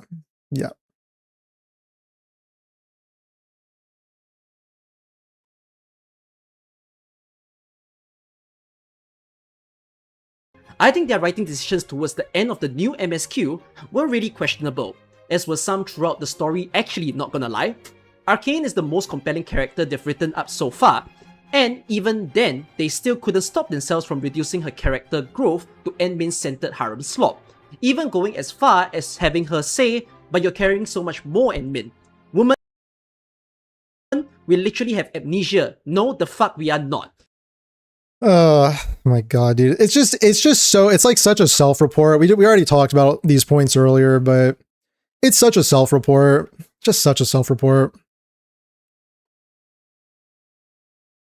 Wait, the stream is pixelated? Did you try refreshing maybe?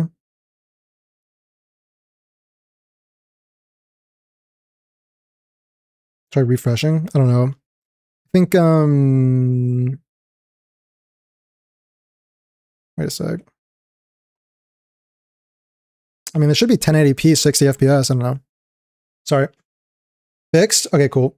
Nice.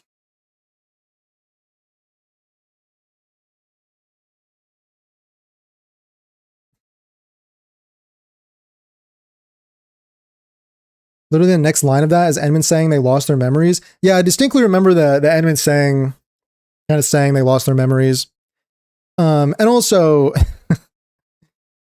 like it doesn't mean that Endman's also not like also when she said that line, my interpretation of that was also her you know how someone is they'll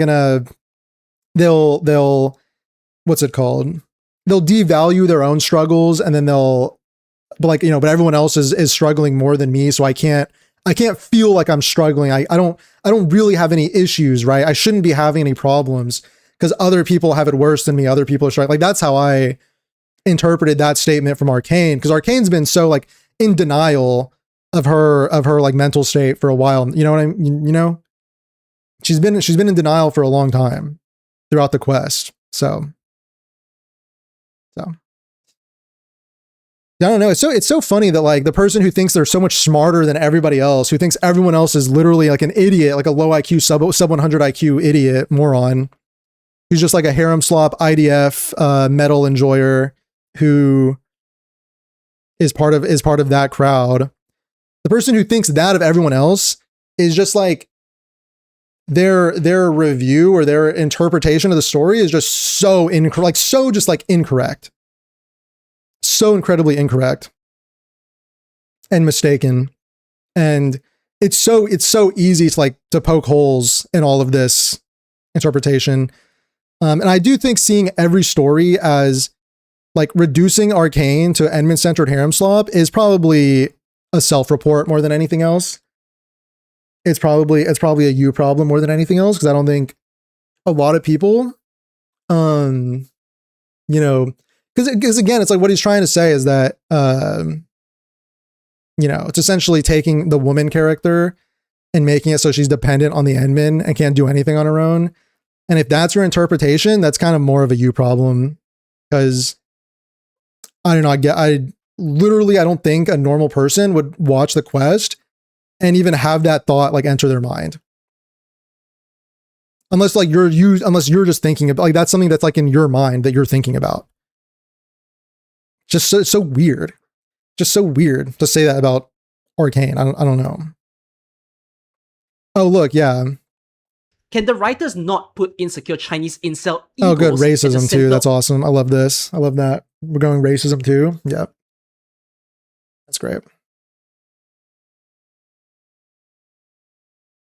That's great.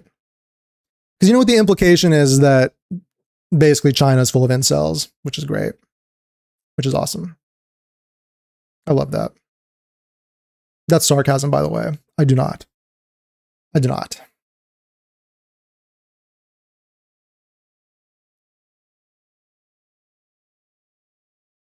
What's IG? Oh, it means I guess, right?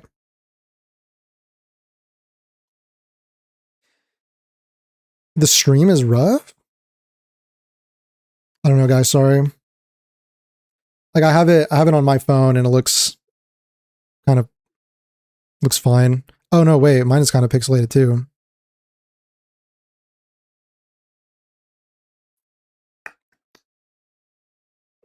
Wait a minute, caught? My bad. Let me see.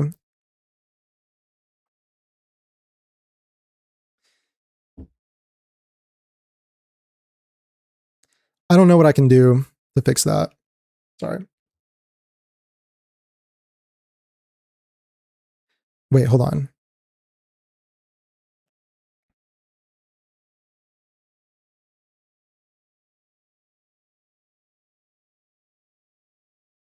I don't know. Maybe it's because I had it tabbed out. Maybe it's because I was alt tabbed. And I don't need to be, so it's okay. All right. Yeah, this is like a car crash at this point.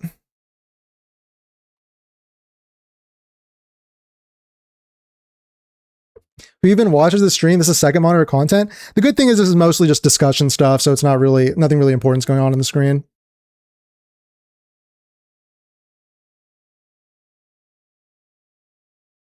I didn't change anything about the settings. I didn't change anything about the settings, so I don't know why it's doing that. I don't know, dude. Just this is something that also bothers me. This whole like Chinese incel ego thing, like.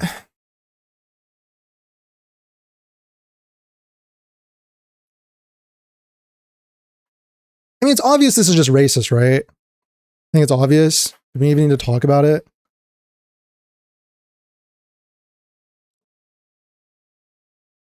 Like viewing, basically saying like this is the Chinese audience, and that's why the games make it for of whatever. the fucking universe for one goddamn second. Sui lolly is the manifestation. My God, bro, calling a lolly is just crazy. It's crazy. Audio still clear? Okay, that's good. That's what matters. Isn't Arknights also in China? Well, you mean Hypergriff the company? Or you mean like, what do you mean? Dan has their moments, but generalizing is straight up racism. I mean, the thing is, yeah, one thing is like, every single society on Earth is gonna have, also, I mean, dude, even using incel, like, not even get into this, but like, even using incel as an insult is kind of sad because, like,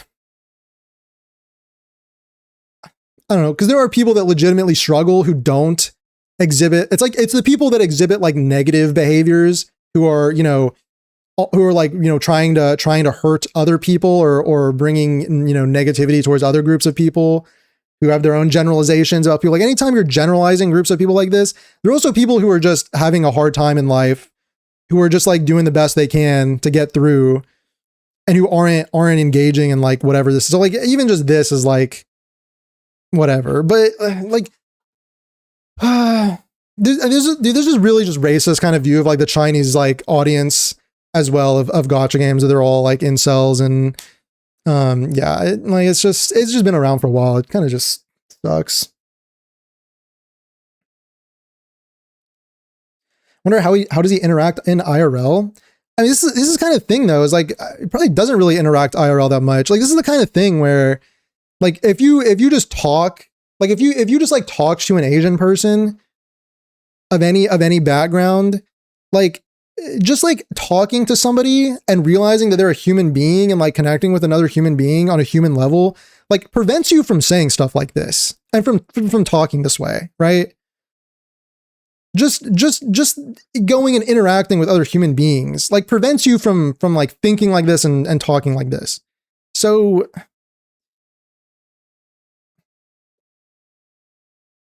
to me, just, I don't know, dude. I don't know. He was so proud when he got millions of views on Bilibili too. Yeah. Oh, really? Anyway.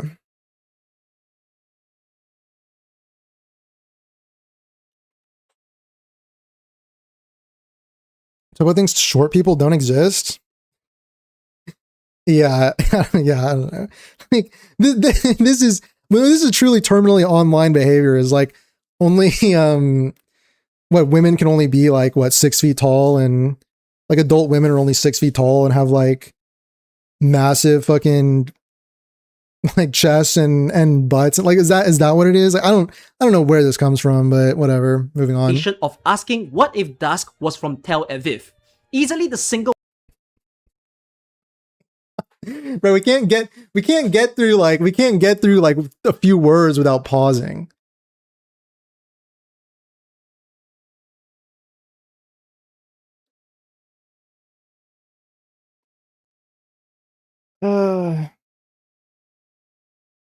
Let's not pretend CN doesn't have a bunch of incels like what happened in Girls Frontline 2. It's not all of them, by the way. However, Tobo is again generalizing the Endfield community and expecting them to all be incels. Well, the thing is, a statement like this is inherently generalizing. And also, by the way, I know that you don't have any ill intentions, but even just a statement like, let's not pretend the CN community doesn't have such and such. I mean, like I said, I think it's pretty well understood that, like, you know, it's not like every single society is going to have certain people of certain kinds, and it's not like a CN problem. It's just like this is a human thing.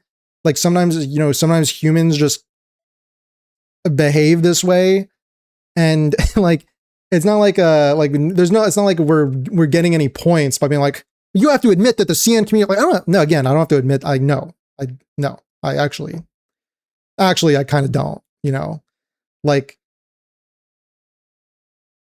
I don't have to admit that any group of people exhibits any form of behavior.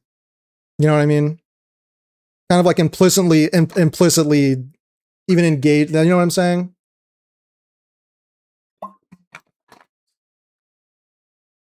This is why, guys, I figured out this rule. This is what this isn't even something I came up with, right? This is from Healthy Gamer Dr. K, if you guys know him.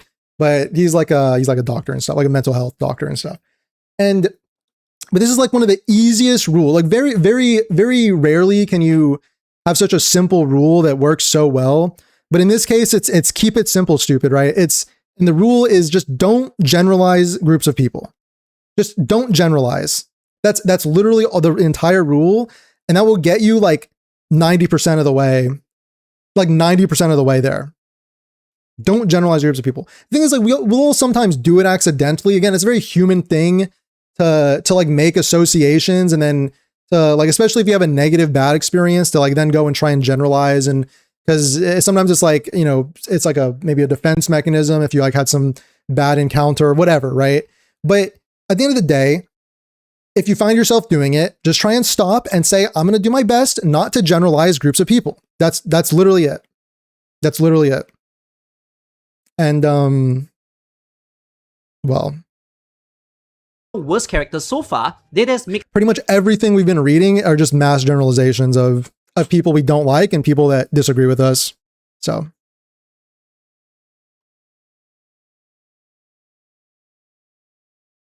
it's the Doomer's double bind. If her chest is too big, you're a gooner. If it's too small, you're a blue archive player. Pick your poison. Yeah, it's just literally just weird. It's weird.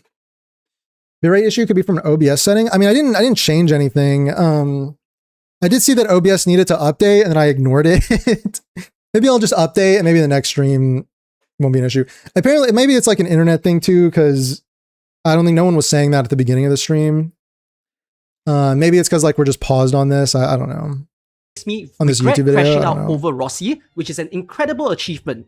Factory update is interesting in theory, but I also can't help but notice a lot of praise from Kuro bots for simplifying the AIC so the blueprints are easier to place. Enough said on that. Okay.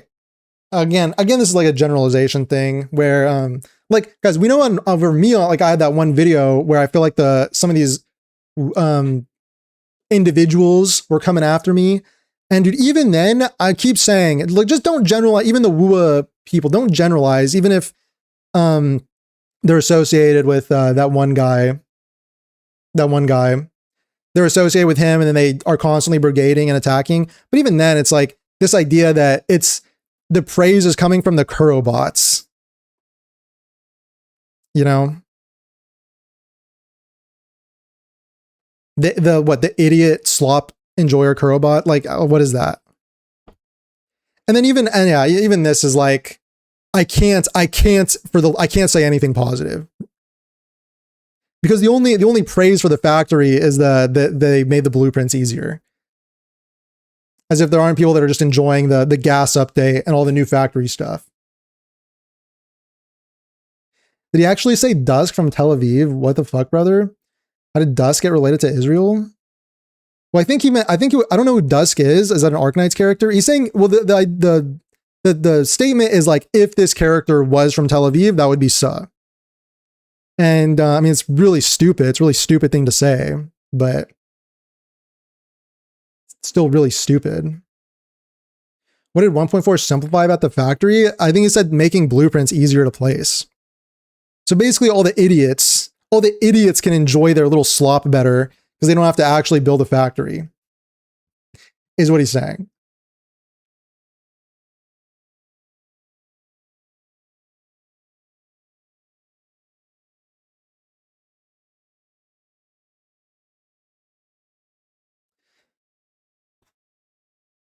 The proper discussion you add to this is the only value in this discussion so far. Okay, that's good. That's good. Not everyone who wants blueprints were Kuro bots. Some people just don't like the factory building. Yeah. Well, the thing is the factory, the blueprints as well. Even if you're someone that enjoys the factory, you know, maybe like, you know, 6 months from now, you go through like a little slump where you just don't feel like engaging with the factory for that patch. You just kind of don't feel like it. So you're just like, whatever, I'm just gonna take some Kyo blueprints and I'm just gonna put them down. And then when I feel like it, when I want to engage with the factory again when there's an update in the next patch, then I'll rebuild the factories. You know, like it just gives more freedom as well. It's just a complete.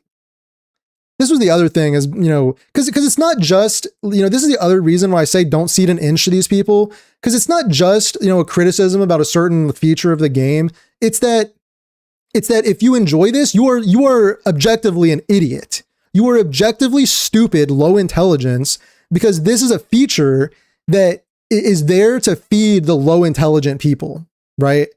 And that's why it's like, I don't care anything, any sort of criticism you have to say about the factory. I'm not going to give you any credit for anything, because at the end of the day, I know your goal is to like call people stupid. Is to basically just make people feel unintelligent because they used a blueprint. You know, like how fucking dare you? How dare you do that? Such a stupid, like such a stupid thing to do, by the way. It's like such a mean and awful, just like bully, just a complete bully, you know? And like, no, dude, nobody likes a fucking bully. Literally nobody likes a bully. Like we've all been there. Everybody hates bullies. And just this thing, like there's no need at all to just try and say that people are stupid for using blueprints, for saying they're unintelligent. There's zero need for that. That's why I have no sympathy for like when you get backlash for saying stuff like this. I don't really have that much sympathy because you're a bully, you know, because you're a bully. No one asked you to do that. No one asked you to be a bully. I think the patch is a 7 out of 10 at best, but the gargantuan mass of seals clapping their bellies at the NWEZ title drop tells me the game is still very much cooked. With blueprints, it went from 3 bases need to 2 bases needed. So in some ways it's easier, just more pipes to connect.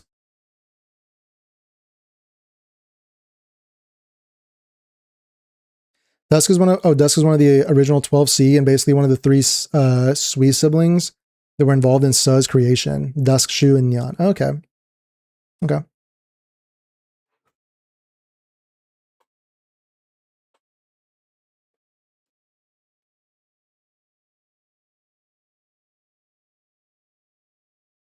One of the arguments he was forced to become aware of is that HG is making the factory easier so that people don't have to complain as much, so they don't have to play the factory.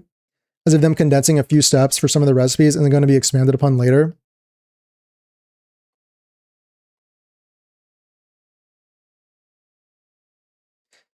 Funniest part about Tobro is Lil Bro deadass thought he was leading a movement like Lisa and Al Gaib, only for Lowlight to add a segment at the end of the stream to personally tell him to eat shit.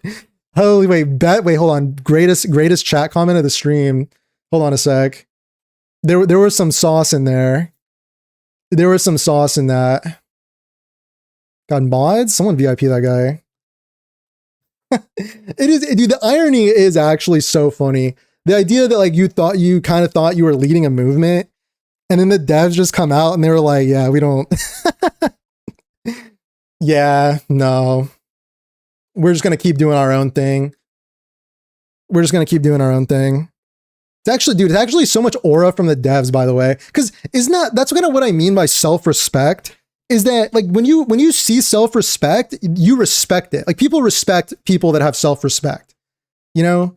That's why I'm saying, like, don't get on your hands and knees for these people. Like if you're in a Discord with somebody, don't get on your hands and knees for these people in the fucking Discord chat for these people. They don't deserve it. They don't deserve like your appeasement or whatever. But like just so much aura with the whole like, and there's also so much like aura behind the confidence of like, we have our vision. We believe like we can make a good game and we know what we're doing. And we believe strongly that like, this is the vision of the game we want to create. And so like, basically like, if you're still obsessed about the tech test, just like fuck off. Like dude, it's just so much aura, just holy hypergriff. Sounds maybe, yeah, again, it sounds like I'm doing tricks on it, but it is because I am doing tricks on it. Because I am. Because I want to. Because they deserve it. Yeah, I am doing tricks on it, actually. People who speak in like absolution ways always paint a narrative that doesn't exist. Yeah. It's like the black and white, the whole like black and white ways of thinking, yeah.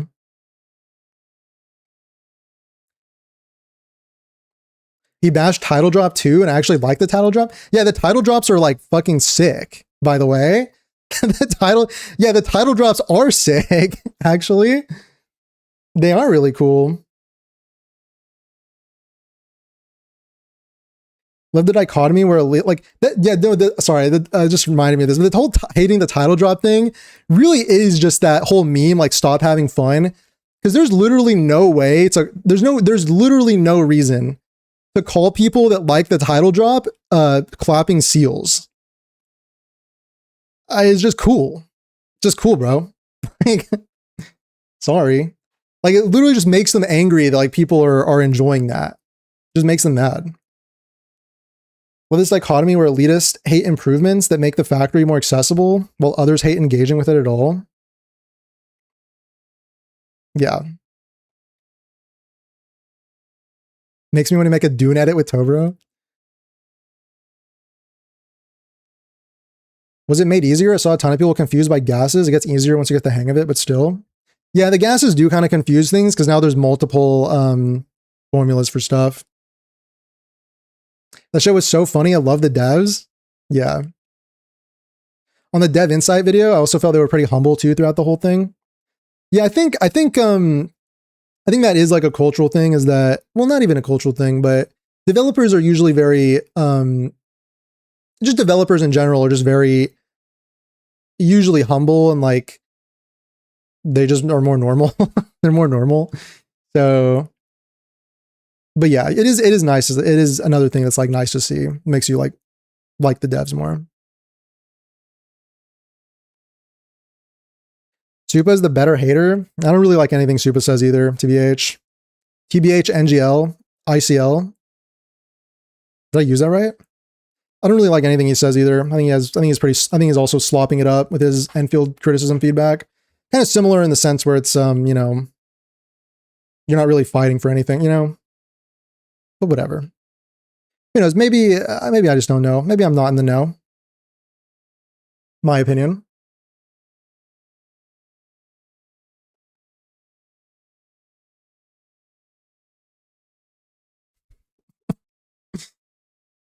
Title drops or Kino. Yeah. Nothing wrong with setting up a good atmosphere to the zone the player's about to explore. Yeah, dude, those title drops, because then when it does like the whole zoom out, those are awesome. The problem of Because usually it also gives you like a beautiful view of the area as well.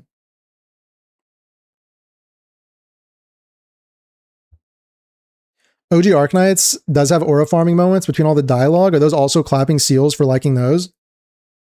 Yeah.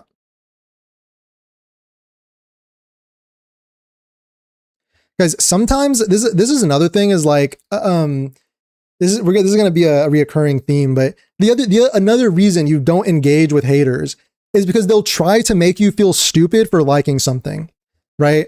And in reality, it's actually really cool to like things. It's actually really cool and beautiful to like something and enjoy something and like have fun being happy, enjoying a thing.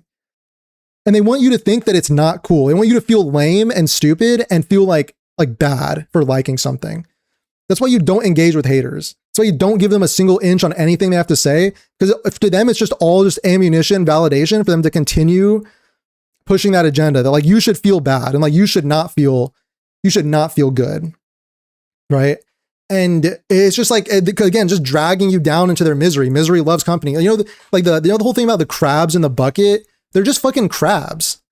That's what they are. They're just fucking crabs. Like the crabs in the bucket, when one's trying to climb out, the other crabs will like drag him back down, you know, to try and they'll just, even though they know they have no hope of getting out themselves, if they are to drag the guy back down, they just do it anyway because they're not letting him escape.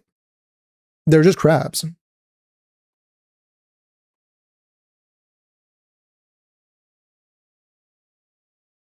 Supa comparing to Tuba's like, yeah, we don't even need to get into anybody else, honestly. There's really no need. Like, basically, like, I'm not going to draw any comparison because it's so obvious. I don't want to even sanitize the person who calls people who like Enfield IDF enjoyers or something, or like Enfield is the IDF, who makes all these like weird IDF statements.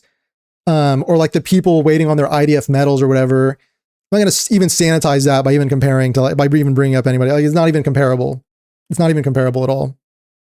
Character growth needing admin to be around to say some benign bullshit that emotionally stunted losers don't have the neurons to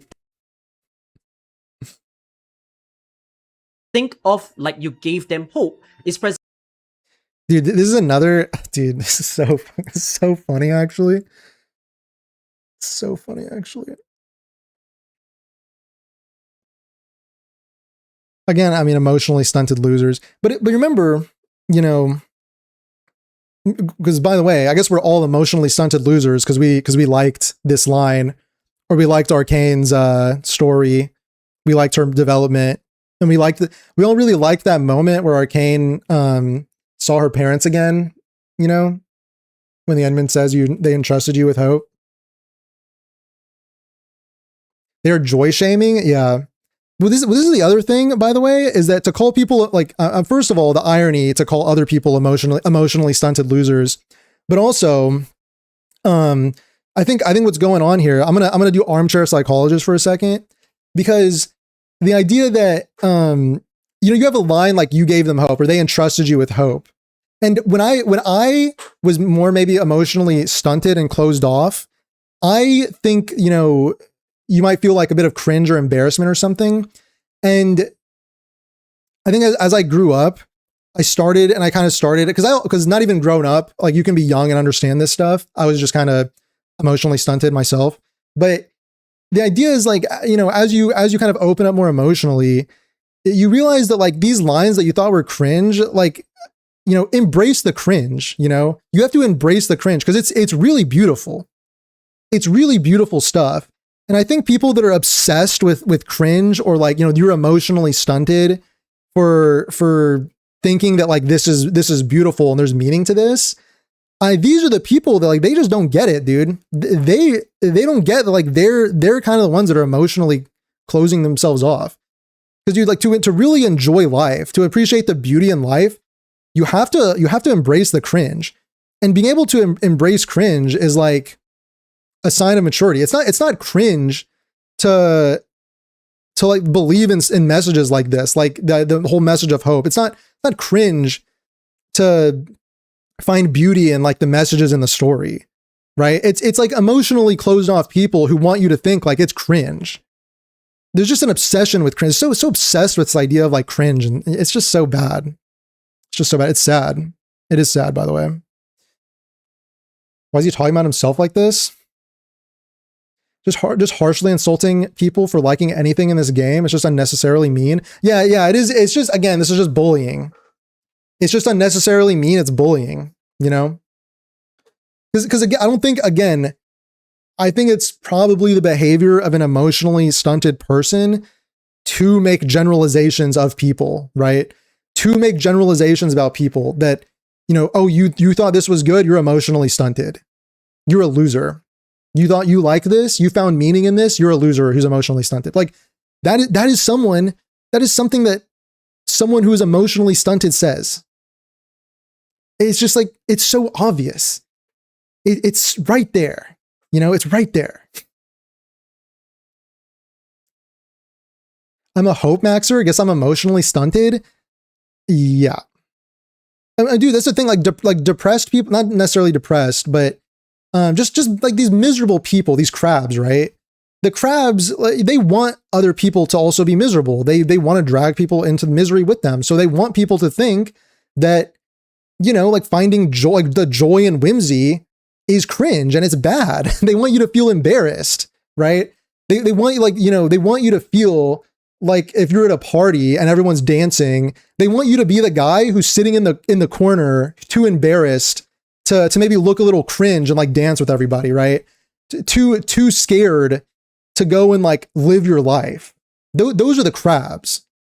Those are the crabs who like hate joy and whimsy.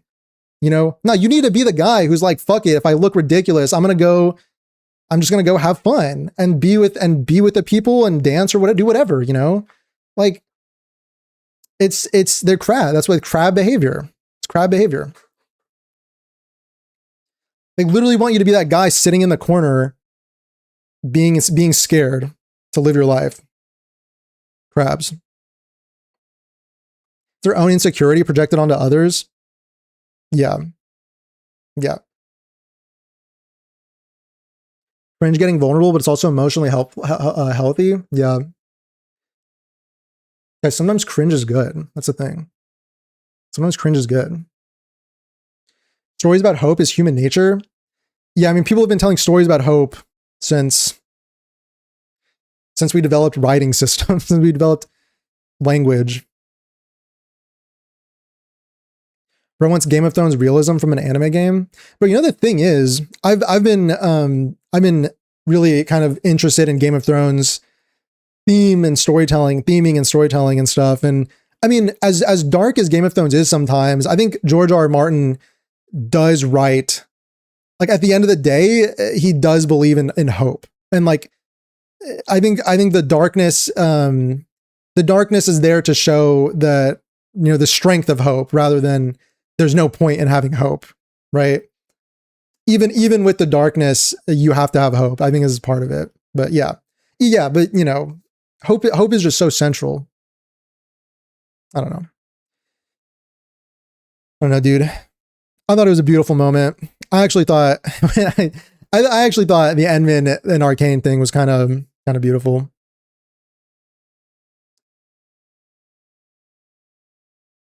There's this toxic community that hates Kurobots to the point of hating anything that remotely resembles Wuthering Waves and treats anyone who they think enjoys harem slop as slop-consuming idiots.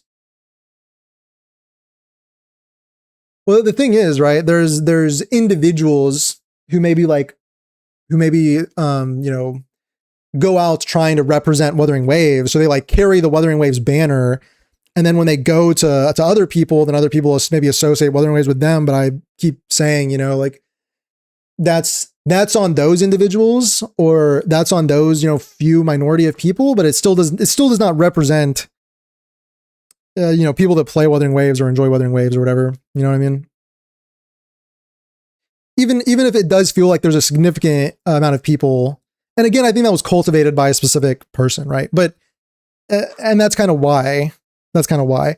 And in a way, not to get too meta with it, but in a way, like falling into that whole like generalizing the curl bots or the Woowa players actually like is what those manipulators want, because they want, they want to basically kind of like poison people to go and act a certain way, which then brings out a response for them to then for the Tobro types to then generalize the curl bots to then say like, look, see, those people do hate you. You should hate them back. And it is you against the world. And it is like, it's only our community and it's only us. And you have to stay here because this is the only place you're safe and everybody hates you. Like, so anyway, not to get too meta with it. In all of the main story character quests. But it's falling into the trap, This is my favorite tweet about Electrios. Quote glitter. I just keep thinking about Electrios, man. Suddenly appears, is insanely cool, makes you question so much, leaves you with a sense of tragedy in your victory. Suddenly appears, is insanely cool. Wow!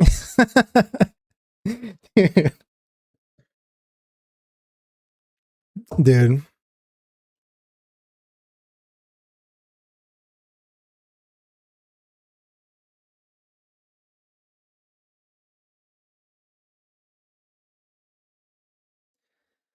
In his first video, he gloated about team killing his partner's operators in an organized co-op event because he didn't like the characters they were using. Yeah, we've talked about that saga before. Genuinely crab behavior, by the way. I mean, again, perfect example of crab behavior. Just going out and trying to make other people miserable and have a terrible time. Like, because you didn't like the balancing of a character. Yeah, that's sane behavior, yeah.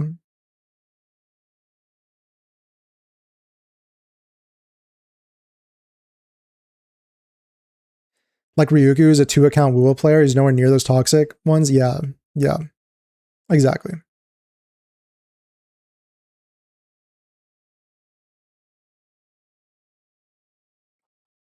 Try to resort to being reductive to feel right. Yeah, this whole thing with like the suddenly, like this is clapping seals behavior. I think Glitter responded on this Kooky video and he said something like, I just wanted to talk about something I liked. It's such miserable behavior, right? Again, it's like just being angry that other people are having fun is, ignores half the tweet. I mean, it's also because this was not, this is just somebody saying they liked something, somebody saying I like this, and also like it's a tweet. It's not meant to be like a long essay, but out of all people to attack Glitter,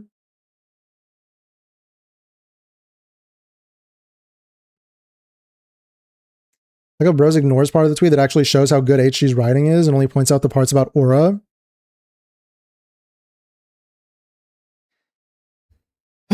Dude, yeah. I mean, it's reductive. Someone said it. It's reductive. It's just purely reductive. And again, the reason you don't engage with haters is because they're trying to paint like a narrative or agenda, or they're biased. Because everyone's biased, right? I mean, I'm biased. Everyone's biased. If someone's trying to tell you they're not biased, they're probably lying to you. So it's just so. It's just.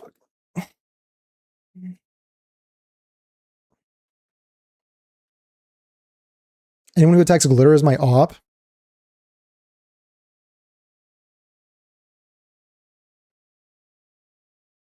Worst part is that he did so while simultaneously victimizing himself and claiming his teammates were taking away his agency for using overpowered operators. He cries as he strikes you. Bro, I hate people that like weaponize this like therapy speech. People that weaponize like therapy speech or psychology speech. Like, you're removing my agency as they like actively, like as they actively attack you. Yeah, that's great.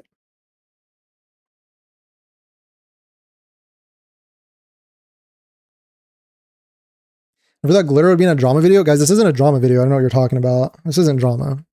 Clapping seals. This isn't There's drama. definitely a lot more happening in this private server than just these 2 months. It's been happening since the inception of the game. I'll let you decide as to how you feel towards it. Thanks for watching the video. See you. Bye bye.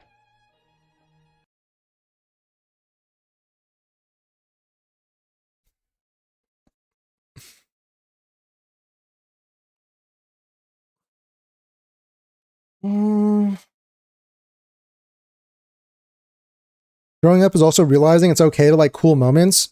Dude, I actually have felt myself healing as I grow up because I'll go back and I'll rewatch like Avatar: The Last Airbender, and I'll get like way more emotional during certain parts than I did like in the past. And maybe because I understand maybe things a lot more.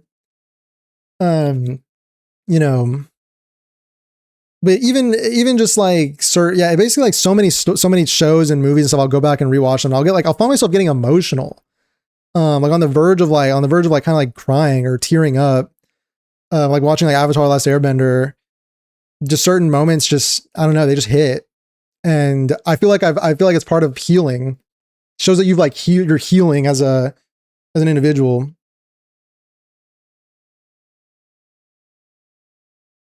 You're removing my autonomy when you ban me for saying slurs and IDF stuff. 2.5 hours to do a 4-minute video. We're breaking records. We finally finished the video. Guys, there's like a few seconds left on this. There's a few seconds left. Wait, what is this? Oh, this is where people said it wasn't oh, I just realized it wasn't censored here. Oh. I guess it doesn't matter. After wishing harm upon players and developers alike, Enfield's biggest Doom poster is now disregarding 1.4 as Endman centered Tel Aviv harem slot.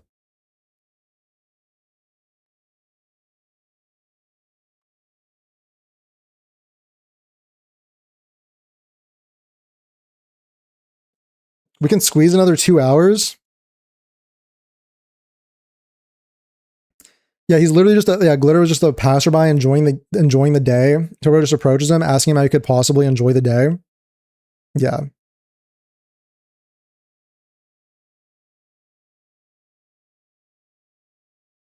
Okay, I'm gonna do my, here's this whole spiel about like don't obviously go and harass him or go join the server or talk to him. And when I talk about not engaging with the haters, right? Like for the most part, yeah, just ignore them. Just don't engage with them.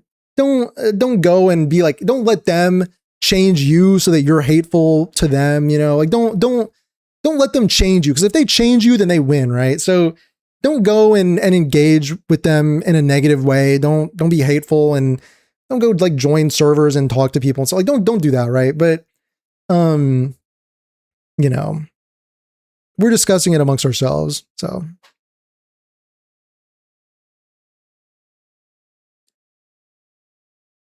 Cookie censored it for fun and then just reveals it at the end. Bro, I can imagine him maybe like editing this, and then, like as you're editing, you're getting progressively more fed up. And then near the end, you're just like, whatever. Whatever. I don't know though. He's so mad people are enjoying something he doesn't. It's against the rules for others to like something he hates, apparently.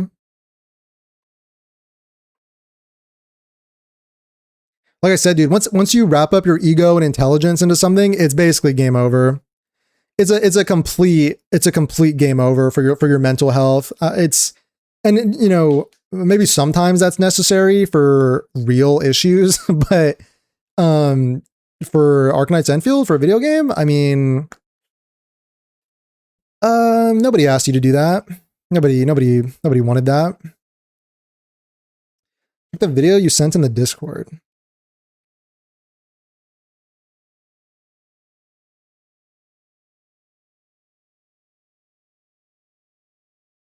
I can't scroll in the Discord too much. People have been talking.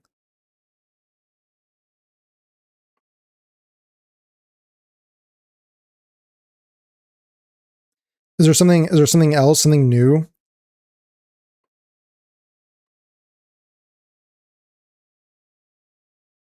I don't think so. Oh, it's the compilation. Yeah, whatever. We don't need to react to that. We don't need to react to that. We've already gone so long on this. You don't need to speak directly to him. There's no need for that. Reacting on the outside. Yeah, exactly. effective for people who tend to be tribal and glorify him. You make the opinion first, then you see it's this guy. Oh yeah, that's true. That's true. That's a good point. Kind of smart, yeah. If that was the intention. His Doom posting makes me enjoy the game more. Every time I pay for like a monthly pass or something, it gives me a little more satisfaction. Where can you find the Discord? The Discord's a little hidden for the sake of I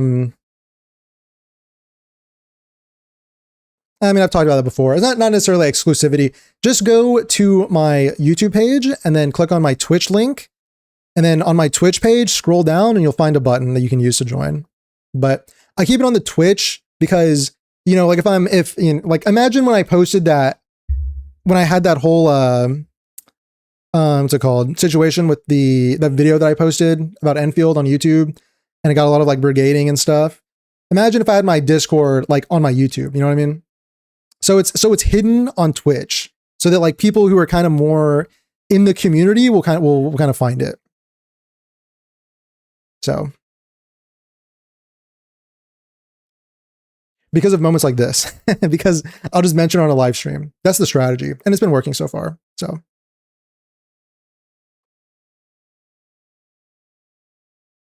got to make videos out of these streams. Lots of good stuff you've been talking about. I think I will actually. I think I will. It's kind of the meta. Like, I think we kind of talked about this before. But you know, I really loved and enjoyed making that story analysis video for Enfield. I had a lot of fun doing it because I just like analyzing stories and storytelling. But at the end of the day, from a resources and incentive perspective, it probably took dozens of hours and gets, you know, doesn't really hit the algorithm as much as reacts or stream clips or whatever. So I'm probably going to end up packaging some of this into a video on the channel.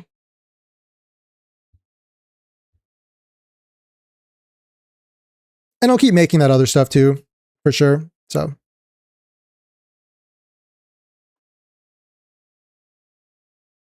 Buying a monthly after each Tobro comment?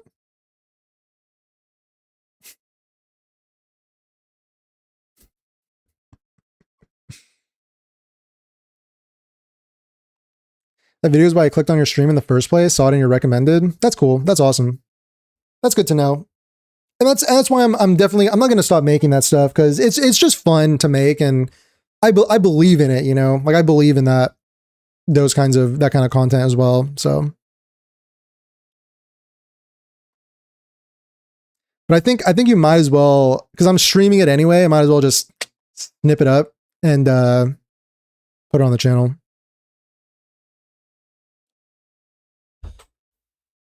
Oh, dude. Oh, no, is there anything else? Is there anything we missed? Anything else worth addressing?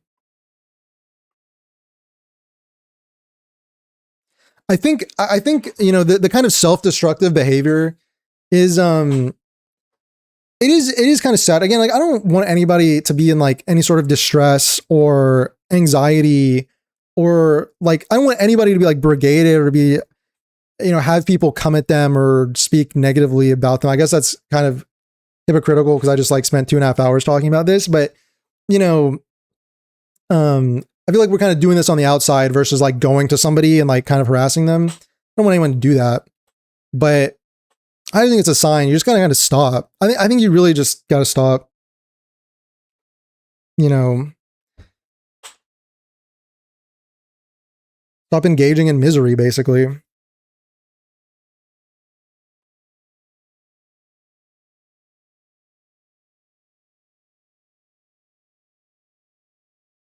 Going back to basics, like with CZN. What do you mean CZN? I think that's about it, honestly.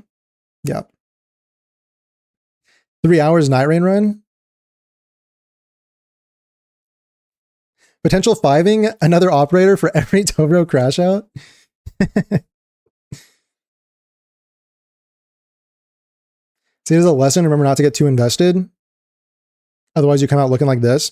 Yeah, dude. I think that's why. Man, like I talked about, I've kind of touched on this earlier, but you're just so much happier when, because you can choose like which thoughts you entertain, which thoughts you kind of think about. A lot of people don't understand this, but you can like consciously choose whether you're going to be miserable and unhappy or whether you're going to be just like happy and enjoying something.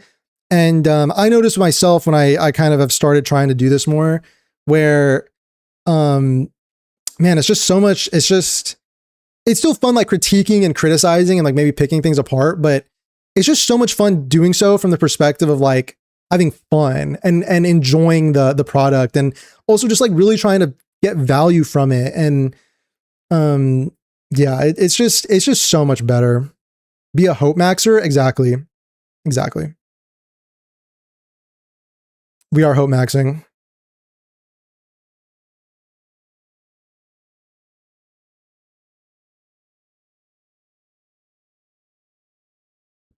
This was quite the ride. Excuse me. Yeah, that was quite the high.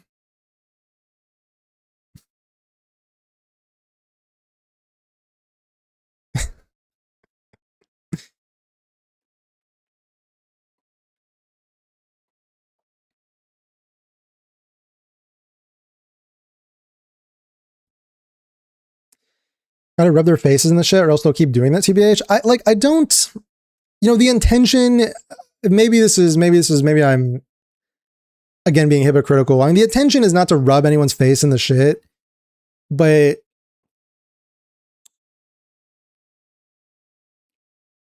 I don't know, dude. It's fun. It's fun talking about. It's fun discussing.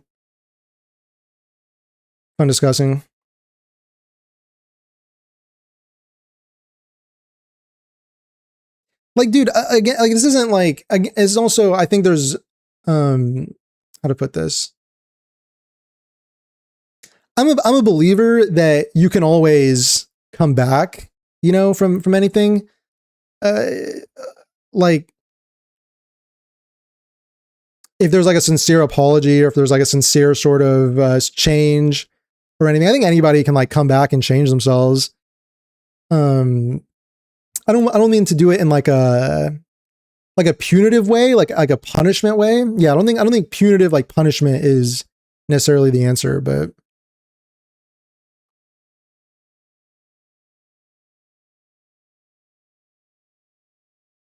so everyone thinks he's an elitist, but he's not. There's nothing elite about him.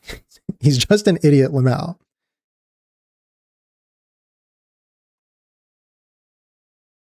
So some people deserve it. Well, I think I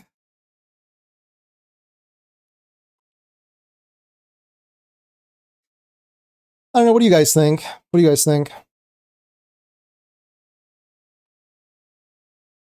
What do you guys think?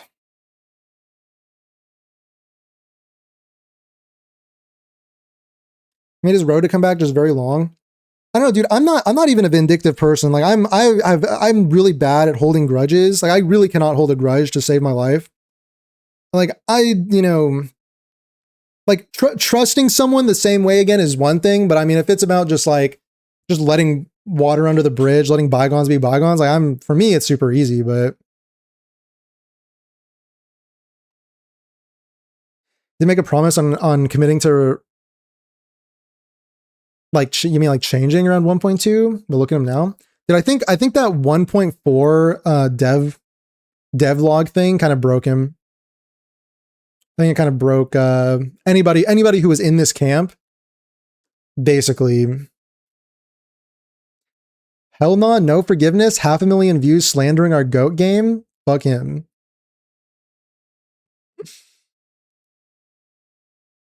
I think, dude, I think what does leave a bad taste in your mouth is, there's no way to undo the slander and bad, the damage to the reputation of the game that was done. There's no way to undo that. There's literally no way to undo that. Even if the same person was to come out and like say, I was wrong to say this and that, was wrong to express it this way. I was wrong to try, ruin the reputation like I did. And, these such and such are my opinions on the kind of games I like, but I just, I shouldn't have done what I done. Like, even if that person did that video would get 3,000 views and would, not hit the algorithm. And, it just, so there's no way to undo it. Which does kind of leave a bad taste in your mouth.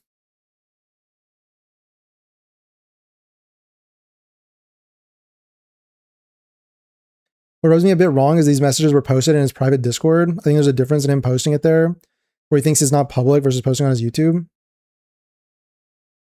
Yeah, I didn't even think about that this was on a private Discord. That's a good like statement for tempering this, I think. People do have like their private spaces, so whatever. Now that I think about it, that's a good point. That's a good point.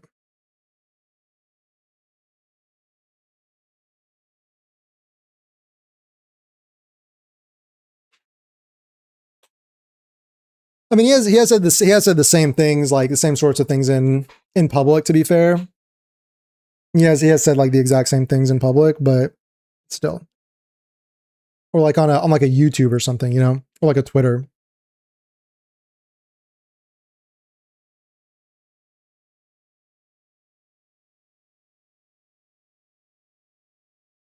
It's not about what he thinks, it's about what all those hundreds of thousands of people who watch his video and I think because of him. Dude, I do really think like it must be kind of demoralizing as a developer to, you're working on this game for years, working on this project for years, and the game literally is not even out. It's like, first beta test, and you have videos getting like hundreds of thousands of views, like just completely shitting on it. And like not even just shitting on the game, but the developers are stupid, the people who play the game are stupid because it's appealing to like, Genshin players, and Genshin players are sub 100 IQ apparently, idiots, slop enjoyers. So like that kind of stuff, it's like, I don't know, like that, just don't make statements like that, dude. And then people won't want to say anything. Like just generalizing is just such a low IQ thing to do. Like generalizing groups of people is just such a low IQ thing to do. Trying to be racist as long as it's in private? Nah. Okay, good point. Yeah, nah, that's true too. Now that I'm thinking again about how egregious some of these things were.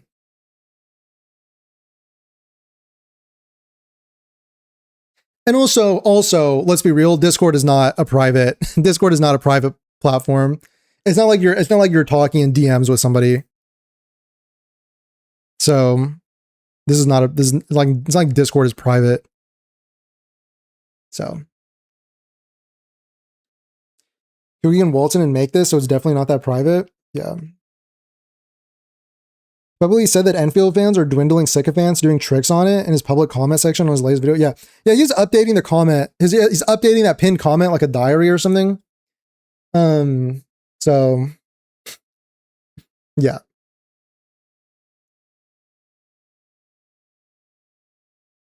I think that video caused insane damage to the reputation. Dude, it's that, and then it was all the gotcha stuff about the Endfield gotcha that has hurt the reputation a lot.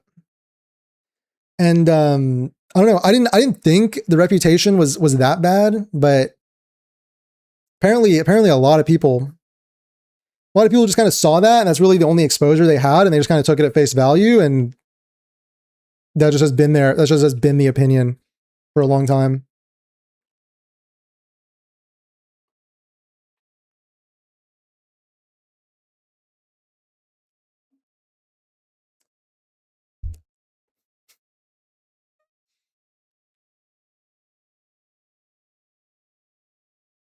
Yeah. Yeah, true.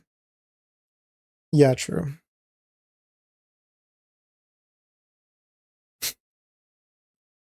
Bitter X behavior?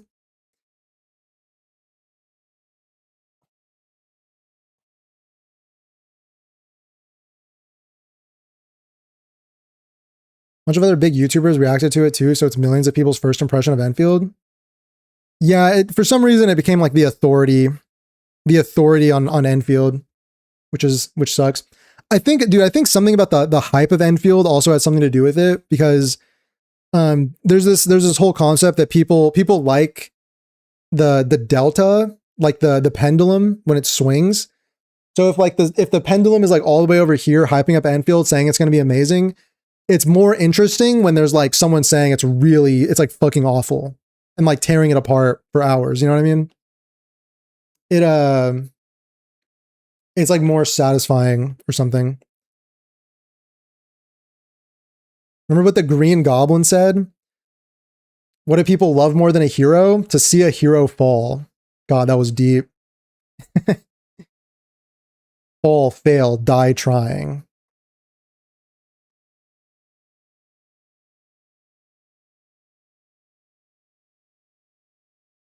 We can say relatively niche until we stack up more peak patches and people will wisen up to the game a couple years down the line, just like with OG Arknights. Not even a couple years, dude. I mean, I don't know, dude. The game is just good, and it's very quick. They're very quickly adding things. Like they added the Echoes of War thing. It's just so hard now to say that. And it's just so hard to maintain the same like agendas that were being made before.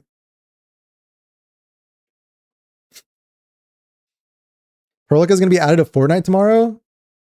This is perfect. This is perfect. I kind of, man, kind of crazy. Perlica and Fortnite.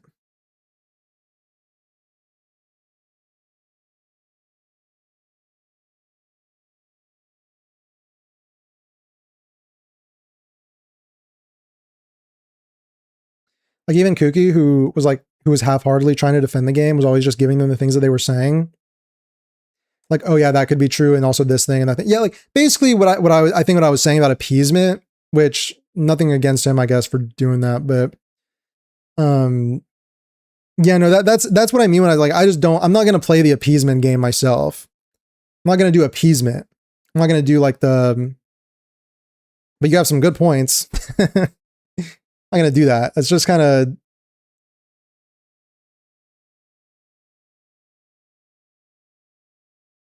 pointless.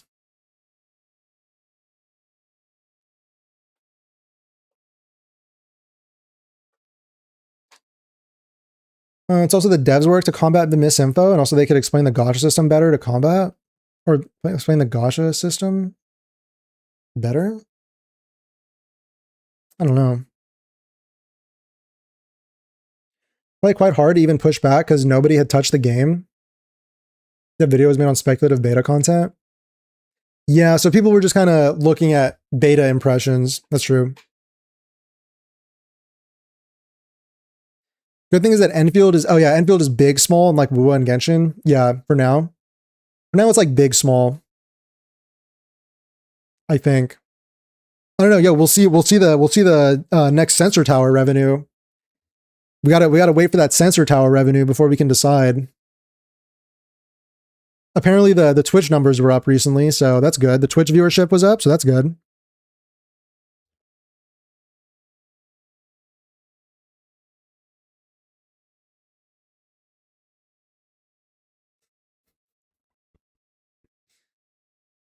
You wanted to see the good points and not only the shit ones? Yeah, that's fine. I can respect that, I guess. Whatever. I can respect that. I can respect that. I mean, like, I can do that too, but to a point. To a point. You know?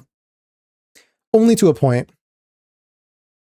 Maybe, like, you know, maybe if someone is like in our community and is making an effort to engage with people and you can clearly see they're making an effort, and then even if they're like 90% negative or whatever, oh yeah, sure, whatever. I can see what you're saying. You know? I can see what you're saying. That's fine. But it's for the agenda posters, right? Like when appeasement, like I was saying, when it's just literally like bullies who are trying to say that these are like, you know, they're seal clappers, they're idiots, they're emotionally stunted, they're waiting on their IDF medals, you know, like if it's people like that, I'm not gonna appease them. I'm not gonna give them any credit for having any good points. I'm not gonna give them any credibility because they have no credibility. Like realistically, they have no credibility. So Twitch categories infested with bot streamers and badge hogs. There are more than enough videos explaining the gotcha system. Everybody says it's confusing, has an agenda to put. Yeah, I don't know. Because we understand it at this point.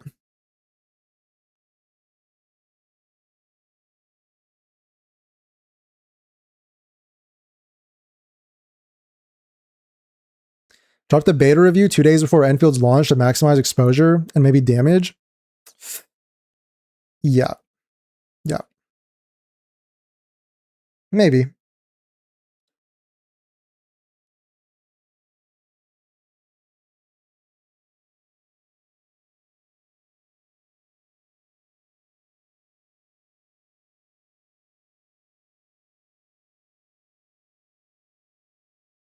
There's a screenshot of Japan revenue and Arcane banner, and it was more like Mifu and Camille combined. So yeah, Enfield is saved. Thank God. Enfield is saved. Guys, Enfield is saved. We did it. We did it. Yes.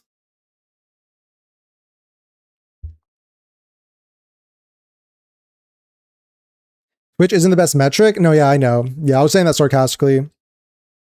Twitch, dude, Twitch is like, I keep saying Twitch is a dead platform, but I kind of mean it in like dead internet theory. Like it's just kind of infested with bots, and apparently it's well understood and like accepted. It's common knowledge. Apparently, correct me if I'm wrong, but even like all the big streamers are like botting their streams, even just to add like a few thousand viewers who are there, just to make it appear bigger. You know, apparently that's like common knowledge. So yeah, dead internet theory is Twitch is doing okay on that one, or like kind of proving that one. So went through ZZ Remiel banner, lost 50-50 and had a pity twice. I lost on my Remiel pools. I lost my 50-50 to Yanagi actually at soft pity, and then I had to go to soft pity again to get her. But honestly, I was okay with it. Like losing to Yanagi was a much softer blow than losing to a bad standard character. Like that really softened the blow. I was okay with that actually, because I still use Yanagi a lot. I like Yanagi, so I'll take her. I'll take a copy. Dude, I really want Enfield to do because now that ZZZ has done it, HSR did it with their anniversary. I really want Enfield for the anniversary to do the thing where like you can customize your 50-50 loss pool.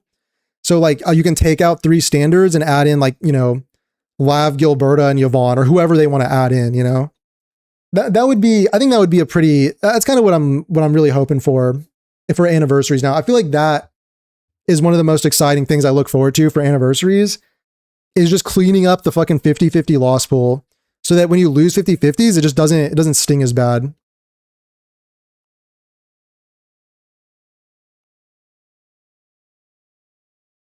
I knew my P5 Arcane will save HG. Yeah, they needed your rent money, by the way. HG needs your rent money in order to keep the lights on. So thank you. Thank you for that. That's sarcasm, by the way. Spend responsibly. Does it need to be said? Well, I said it, so.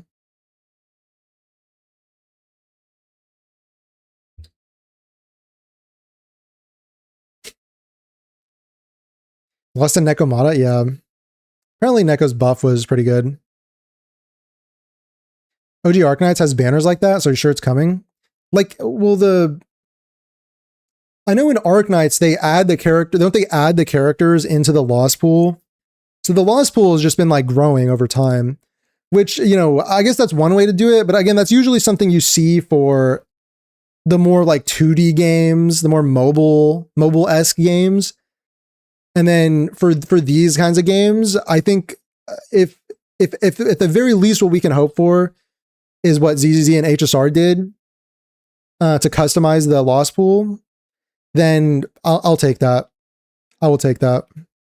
Because then you can still lose to the 2 previous. So because you would include that, losing to the 2 previous rate ups, plus like being able to customize, even if it's like year 1, it's only 3, and then maybe year 2 they'll add another 3. That would be pretty W player friendly, I think.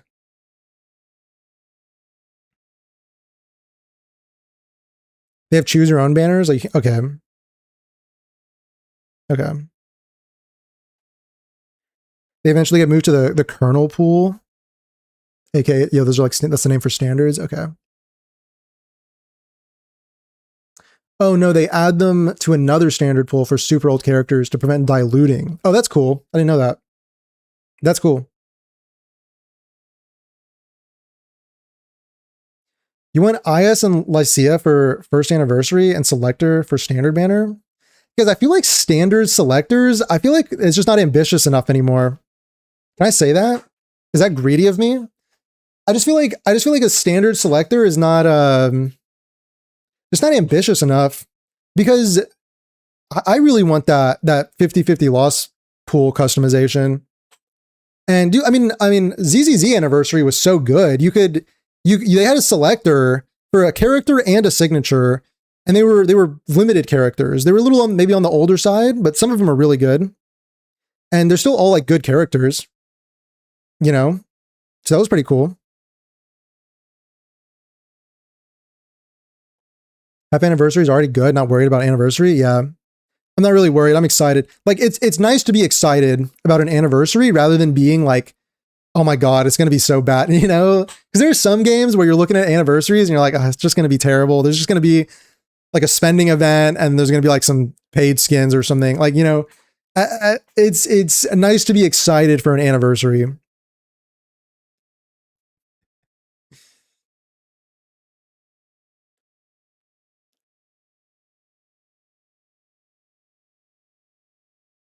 So understood me. I don't want a selector to choose one operator. I want the banner structure. Oh, so you can change. Oh, okay. I see. Lucia's cracked as ever. Jane's meta and other three. Yeah, Jane got buffed. Jane's pretty good. Jane's meta with like Remiel. Lucia's good. Yeah. Yeah. What does spending events consist of? I mean, it's you spend money and you get tickets that you can use to get things. And usually it's like after you've spent like $150, there's like a character selector or something. At least for Wuthering Waves and ZZD. I think HSR's was like extremely mid, or it was like less than mid, because I think it was like $200 for a Cyrene bow skin or something, like a weapon skin for Cyrene in a turn-based game. So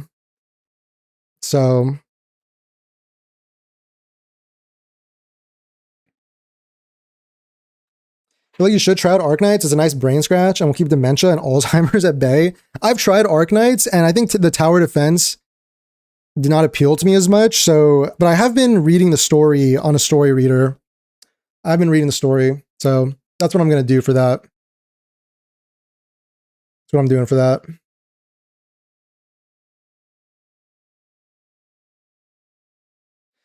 Volps, I want you to discuss whether Chen going to save Arcane made more sense than Edmund going to save Arcane. We talked about that.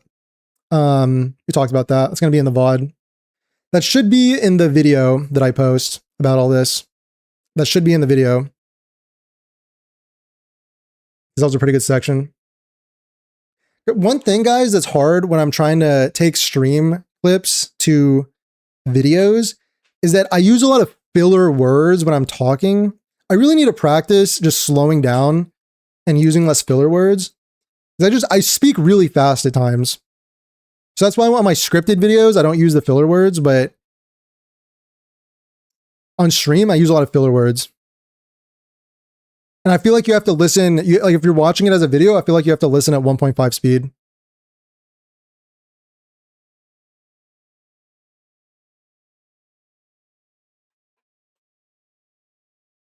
Picked Hugo and a Sig. I almost picked Hugo and a Sig, but I ended up picking Jane M1 and Lucia signature. I almost did the Hugo thing though. I just really didn't think I would be a huge fan of Total Eyes. Although I did play it in a trial once and I did think it was fun. Maybe I'm just coping. Hugo is actually pretty fun. I think I'm just coping.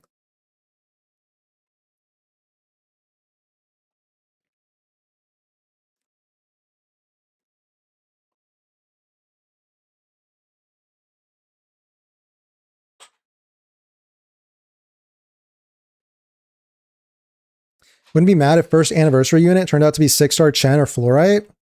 I think 6-star Fluorite is not going to be an anniversary unit unless, because usually anniversary units are also very ingrained in the story. But I mean, I think 6-star Chen and 6-star Perlica, they would be anniversary units when they come out. I don't know about first anniversary.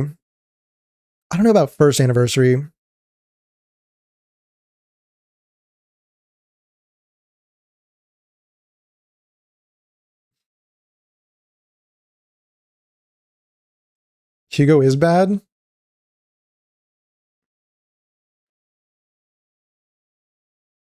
What are modules? Are modules buffs?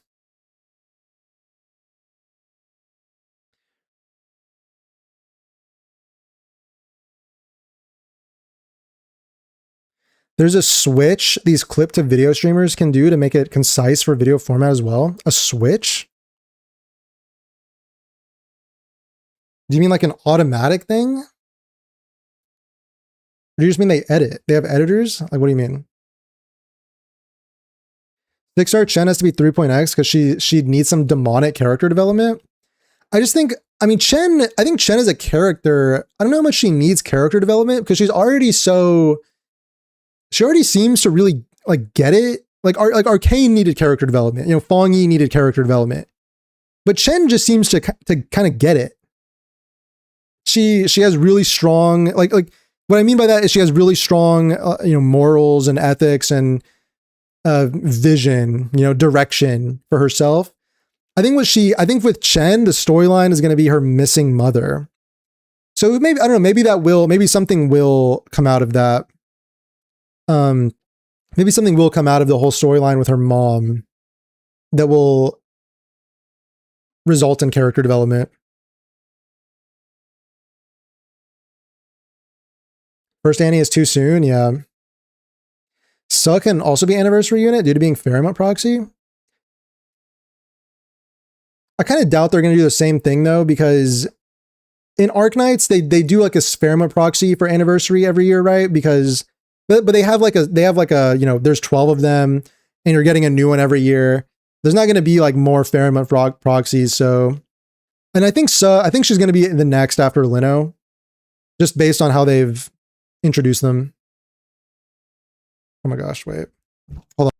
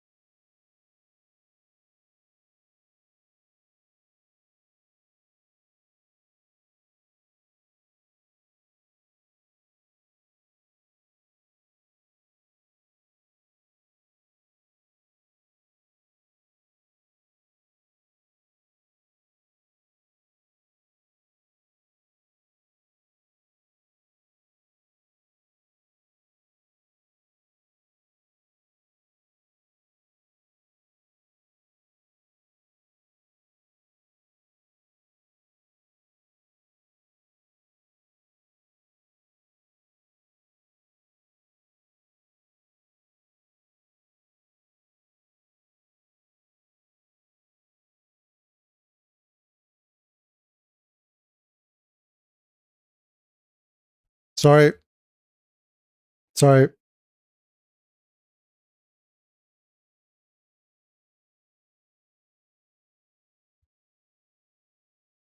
No big deal. I just might have accidentally over simmered my stew. But it's okay, it's fixable. You just add water to it. It's fine. It's fine.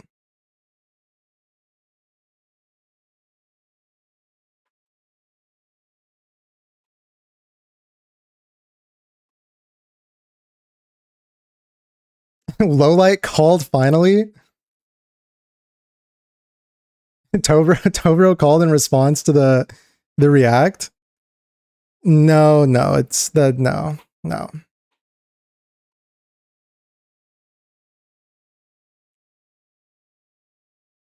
Heimal giving Volp a promotion. Yeah, I think after all the glazing that we've done, after all the glazing, dude. And the thing is, this was high quality glaze as well. Because I feel that I explained why certain scenes were good or why I enjoyed certain things or storylines. I think there's some high quality glaze. So it should pay off soon, right? Should pay off soon. I can't get over his background. It's so messy.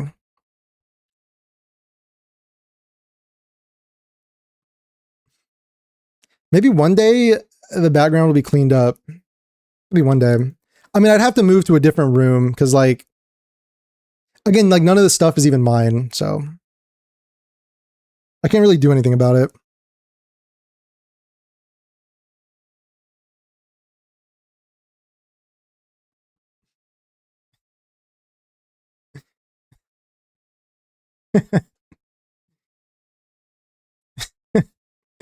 Lowlight sent the contract.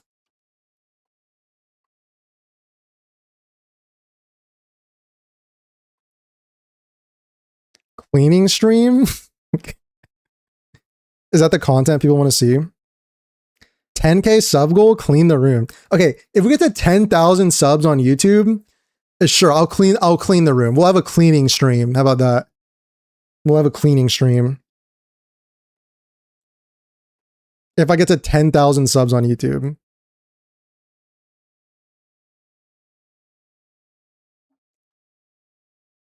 Asmongold maxing? Roach King? Okay, but the thing is, it's not like the room looks cluttered and messy, but it's not like dirty. Like I still regularly come in and I sweep and I mop and stuff. Like the parts of the ground that you can see, and then I'll get as much of like the dust in the cracks or whatever that I can. So like it's not like a dirty room. It's not like Roach King. I'm like a Roach King maxing.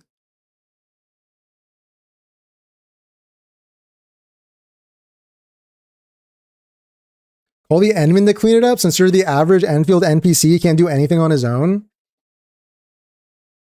True, if the administrator was here, if my goat, the administrator was here, with chaotic for a podcast, I mean, never really considered, thought about being on a podcast. I don't know if anybody, I didn't, haven't thought about it. Maybe. Clip that. We're going to make him clean.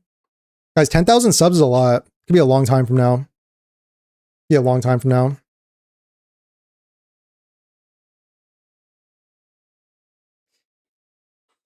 Oh, man. Dude, 1.4 was really well, like, I mean, all the podcasts that we had, it's really nice. Like, it is genuinely really nice when, and I think also that's just what's so funny about the whole like clapping seals or basically saying like the people, like the masses liked it or something. Just being the idea that like we're actually angry about that when it's actually like really, really fun and nice when you're like looking around and there's like a podcast over here, a podcast over there. People are talking about the game. People are enjoying it. People are like tweeting about how they like something. It's just so like, it's just beautiful and it's pure. And it's like the human experience. Like we're just having fun. We're enjoying something. And then meanwhile, it's like you look over certain places and it's like this, which I think at the end of the day, the takeaway is that like, I want them to understand that they would be a lot happier not engaging in this, be a lot happier not engaging with this and like this. And then you guys will send screenshots of people and of like other people in Discords and stuff. And they're also just kind of haters at this point. And they would just be so much happier just not engaging with things this way. Like dude, I have talked about this for Avatar Last Airbender live action, how it's insulting. It's like a bastardization of the source material. It's really bad. I don't really blame the creators necessarily. I think they maybe tried their best, and I think Avatar is like literally impossible to adapt to live action, so it's like an impossible task. But I mean, it's in many cases characters were kind of ruined and storylines were messed up and whatever, right? But I think in the past, like I've also kind of been here in this kind of like bitter rumination. I've talked about this in the Discord, you know, when I was like in a less happier spot in my life. I would ruminate a lot on like this TV show like ruined this storyline. Like I loved this thing and they ruined it. And like I would like really, really like simmer in that like bitterness. And it's like really, really depressing and just really, really like tiring and stressful and miserable. And like I know firsthand, it's just life is just so much like brighter and happier and just so much better when you're just like having fun, enjoying the thing instead of being angry. And you know, like House of the Dragon is coming out, and I'm really now into like George R. R. Martin stuff.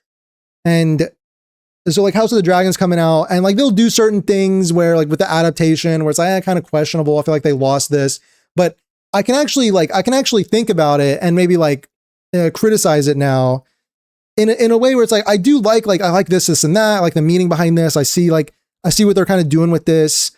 I see maybe like the redeeming quality of like this change, but I think, you know, maybe like there was this one theme that they maybe took out that was really important, and you know, like it's just so much better. And like I'm like when I'm watching the show, like I'm enjoying it, and I'm watching other people who are like, you know, like analyzing it and enjoying it. It's just so much better, dude. And it's just so depressing. It's just so sad to spend your time like this. So toxic positivity. Yeah. No, I mean, call it toxic positivity if you want. Like unironically, right? Call it toxic positivity if you want. I mean, it's not toxic because I'm not like hurting anybody. I'm not like insulting anybody, right? To do that. But people will say that's toxic positivity because like you're not crusading for the game like you should be. If you were a true, you know, warrior or enjoyer of the thing, then you would be crusading for a better product. You would be fighting the developers as if like the developers are your enemy and you need to fight them to give you something better. Okay. One Piece did a good live action. Yeah, they did. They were like the only ones that did. Yeah. Dude, One Piece, the live action One Piece, I think it's like the ultimate joy of what I was talking about earlier about like embracing cringe and joy and whimsy. Because certain things do kind of not translate to live action medium as well. But when they're done, like they're done so like confidently in One Piece and so like without shame and like with love for the source material that it's like it's just joy and whimsy, and you just gotta embrace it. You just gotta embrace it. Like sometimes shows seem like ashamed of their source material, you know, and that's never good. As I said earlier, liking something requires compassion, acceptance, and understanding. Hating on something is about not being able to accept, understand, and feel compassion.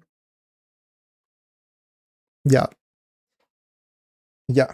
And dude, that's, you know, when we've talked about, actually, I didn't include this in my explain video, but I mean, there's criticisms for the 1.4 story quest. I think everybody was pretty on board about the lighting the pillar section, that it kind of felt long, and maybe they didn't use that time. Like maybe they could have used that time having more conversations between the characters, or maybe just like not like set it up so that it's, you know, it's essentially you have like your main MacGuffin, the Shirenite Nexus, and you need to light 3 MacGuffins, the Balepire Towers, to power up the Nexus.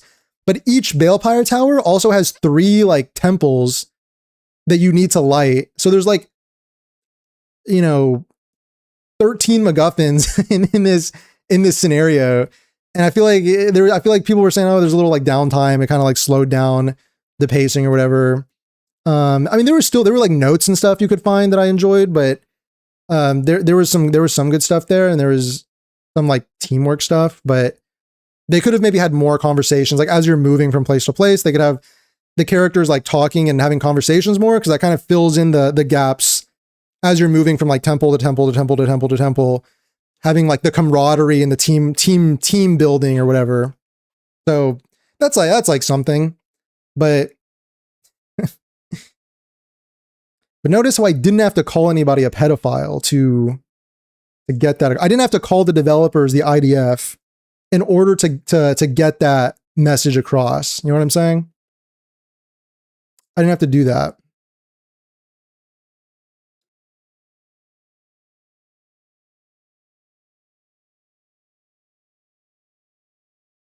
It's toxic positive if you're silencing your own and everyone else's criticisms. Yeah.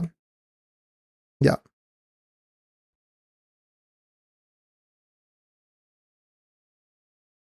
Toxic positivity exists. You can see it when people glaze everything, even when it's worse for them. For example, if Arknight's Endfield goes from 120 to 160 pools to get the character, I mean, I guess if people glaze that, there's a problem. Yeah, I mean, I guess in that hypothetical scenario. It was long, at least the exploration was fun. Yeah, like the exploration and the overall like zone construction of the zone was good. And like it was still like beautiful and looked great, and I like navigating it. But I think as far as the story goes, yeah, as far as the story goes, that's called good faith criticism. Thank you. Yeah.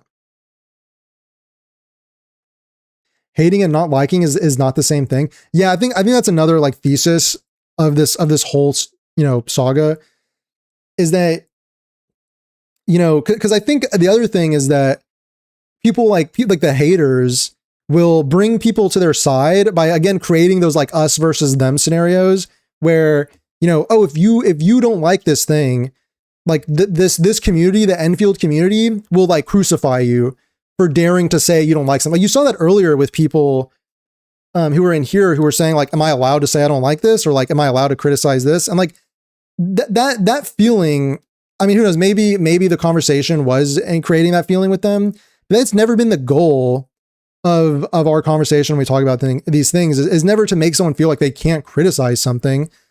It's to understand like there's a difference between just like hating and being a hater and just like maybe not liking something. Like you don't even have to like it. Like no one's going to hold that against you. Not everyone is going to like everything.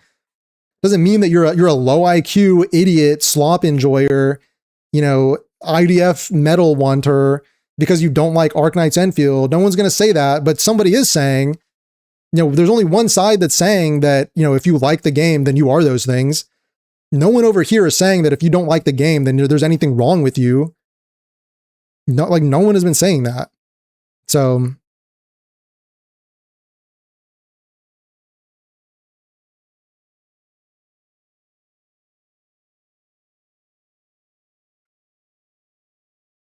so much power in words. The term I hate X carries much more negative weight than I dislike X. Just changing one word is a lot.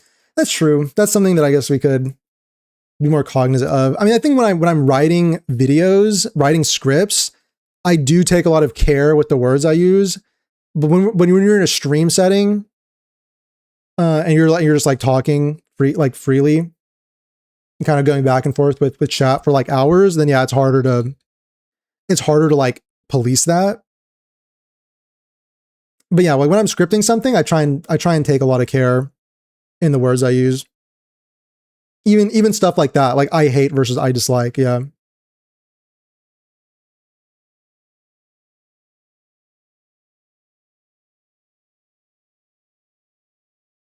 There is a difference, by the way. Like, oh yeah, like that dude just hates Enfield, but Tubo thinks he's helping Enfield, but he's not. Maybe at one point. Maybe at one point. The Kugekaze video continues to do generational damage to proper discourse. What are you talking about? What are you referring to? I kind of forget. There were some early kooky videos that I disagreed with. Very, very much disagreed with the framing of the, you know. Well, you know, again, it's fine. I mean, it's fine, I guess, if you don't like it, but I think there was this, I don't know. It's just, we talked about it before. It was a while ago.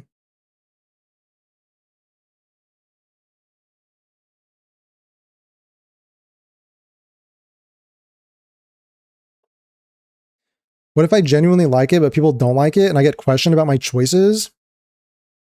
I mean, the thing about it is that, if somebody's like questioning you on that, or like putting you in a defensive position, that again, that goes back to what I was saying about don't engage with the haters. Just don't engage with those people. Like no healthy interaction should ever be like someone's on the attack and someone's being put on the defense. That's kind of like a litmus test, like a quick temperature check.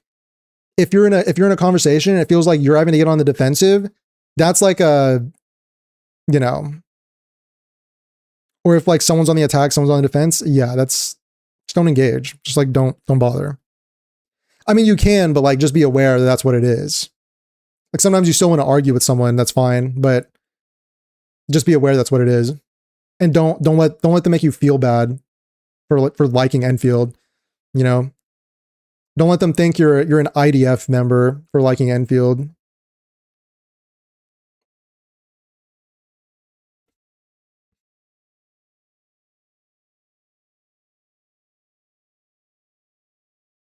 No one's blamed for having preferences, but pointing at something and saying that it's objectively bad and you were XYZ for disagreeing is stupid. Yeah. Exactly.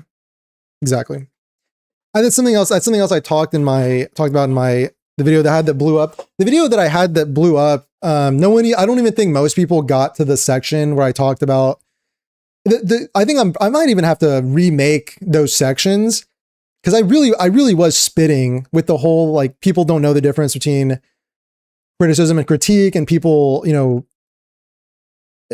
people kind of mistake subjective opinions for objective facts. Like that stuff is such an issue that I should remake those videos, like separate them into their own videos. Yeah, if you slip and use the wrong word, shows through intent. Yeah. Yeah, hate is dedication and wanting to harm the target of your hatred. Not liking doesn't have anything to do with these. Yeah. Whenever he talks about discourse is meant to be helpful, then proceeds to do the opposite. Oh yeah, I remember that. Yeah, that was funny. Yeah, that was funny. Oh yeah, the way to have proper discourse. Yeah.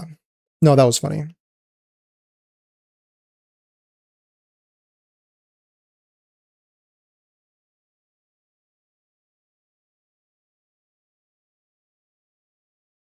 Please don't say wua. That's the thing, dude. I mean, if I feel the need to use wua as an example in something, then I'm gonna do it. I'm not gonna be afraid. I'm not gonna bow. I'm not gonna appease the brigaders and the harassers. But in that case, for those videos, it wouldn't be necessary. So I probably wouldn't.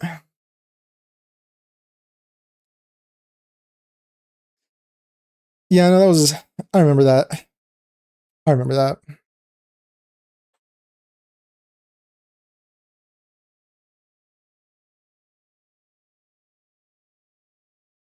Just use Genshin as your punching bag. We're used to it. I mean, I just hate the idea of altering the way that I act to appease. Like, I understand there's like this realism perspective where, okay, your goal is to get a certain message across, and you know, if you trigger somebody, then if you trigger somebody, then like they're not going to listen to your message. So if you want people to hear the message, then you should like tiptoe around these certain things. And like I kind of get that, but at the same time, I think that if I'm speaking in good faith, the best that I can, if I'm like speaking the best that I can, speaking in good faith about the game, if I think that it's relevant, I'm not going to avoid talking about Wuthering Waves just out of like fear of the backlash. Like I don't want to alter the way that I behave to appease like the worst bad faith actors, you know? There's no point. I have too much self-respect to do that.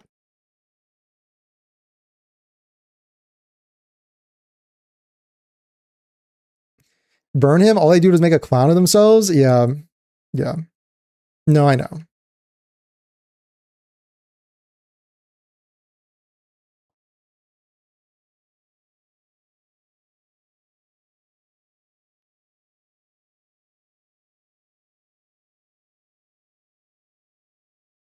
Facts don't care about feelings, they say. I guess some people say that. I don't know.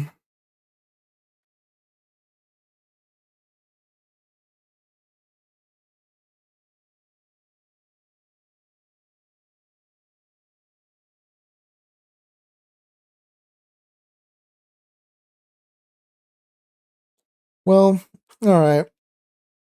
Hold on. Logged out due to inactivity. Arknights.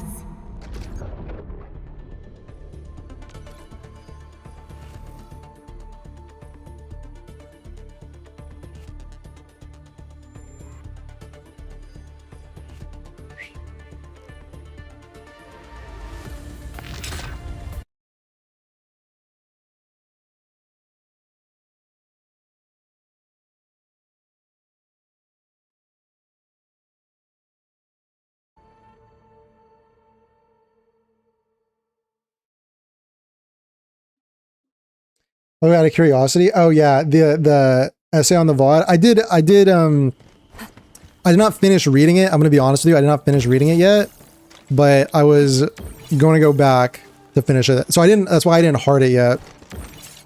But I was gonna. I was in the middle of reading it. Don't worry. Don't worry. I'll check it out.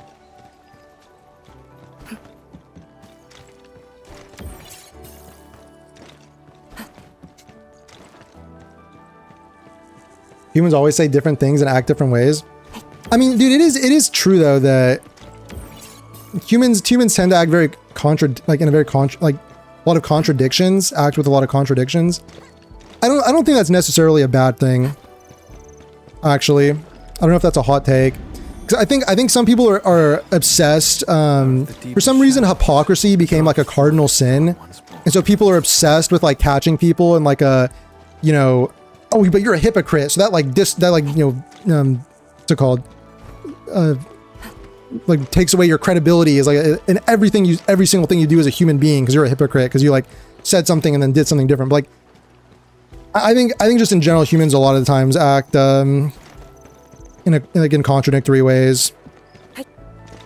There's a difference between like being a hypocrite and kind of acting sometimes doing things that are contradictions. Oh yeah, wait, by the way, hold on.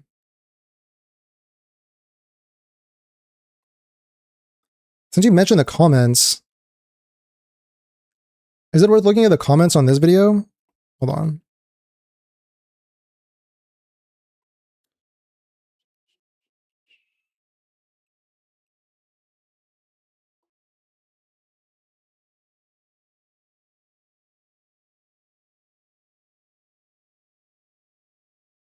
Is it worth looking at these? Didn't like a lot of people comment on this?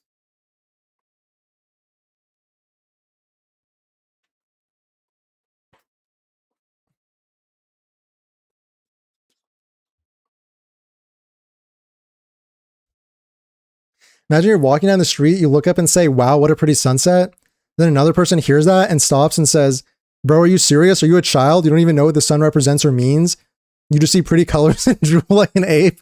You legit don't understand anything. I'll give that a thumbs up. I'll give that a thumbs up. Trying to make a little tweet. Yeah.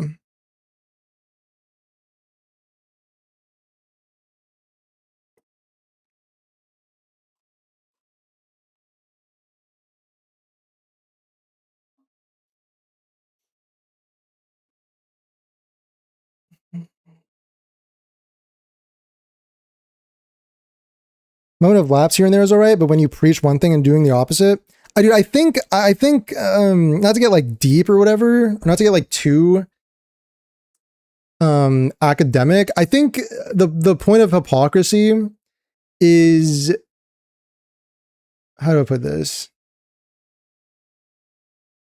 I think it's more of like a warning against how hypocrisy is used to control people. Does that make sense? Because imagine my mom has been watching Game of Thrones, so I've just been watching Game of Thrones again. And I know Game of Thrones season 8 was awful, but this is like the quickest example I could think of. At the end, Daenerys, spoilers for Game of Thrones season 8, after Daenerys takes her dragon and like burns down all of King's Landing, kills like hundreds of thousands of people, she goes and gives a speech like, fascist dictator style, and is saying stuff like, we're going to bring freedom to the people, the men, women, and children who are being oppressed. We're going to bring freedom to them because they need us to save them, blah, blah, blah, like stuff like that. That's like the hypocrisy, that the Bible warns you about, of like, here is someone who is very obviously not acting to bring freedom. They're like slaughtering and murdering and genociding people. But then they're talking about how like we're doing this to bring freedom. Like this is the hypocrisy. Or like we're trying to like save those people. We're trying to bring rights to those people. We're trying to protect them we're trying to save them, but like you're like murdering them. And like this is the hypocrisy, I think, that is like the true kind of thing to be concerned about. But I think if someone is like, if we're talking about like a video game and they're like, well, I don't like when a game does this, but then they play a game that does that, it's not like they're a hypocrite, Like I don't like DPS timer check end games. Like I play a bunch of games that have them. That doesn't make you like a biblical level hypocrite, Does that make sense? Does that clear that up? Clear up that part of the discussion?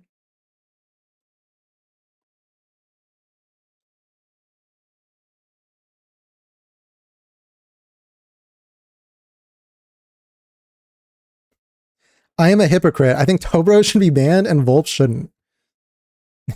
Pretty much. Yeah, no, yeah, pretty much. Oh, that's what I mean, yeah, by the definition of hypocrite. No, I'm just kidding. Everyone's just shitting on Tobo in the comments. Hypocrisy became terrible when people who use their platforms to advocate for something started to contradict themselves while expecting everyone to still listen to them. Yeah, I get that. I guess I understand that. I guess I understand that.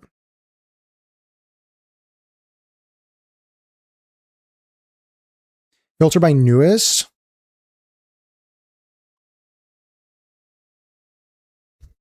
As a smug slug. Always knew that Akakuri Fluorite were IDF super soldiers, and then okay. All right, give that a like.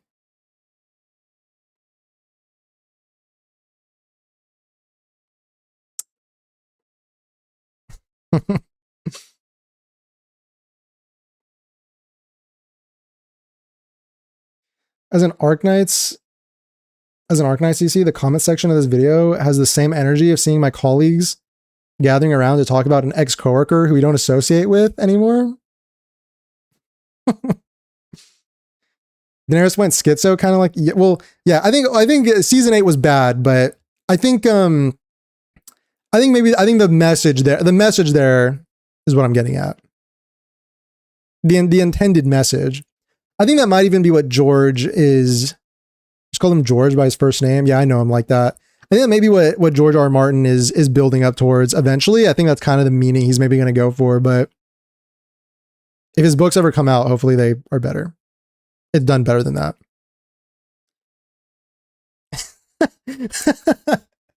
What if Dusk was from Tel Aviv? What if you went and saw a counselor, bro? Oh, that's a W YouTube comment. Yeah, that's the kind of comment you expect to see in a YouTube comment section.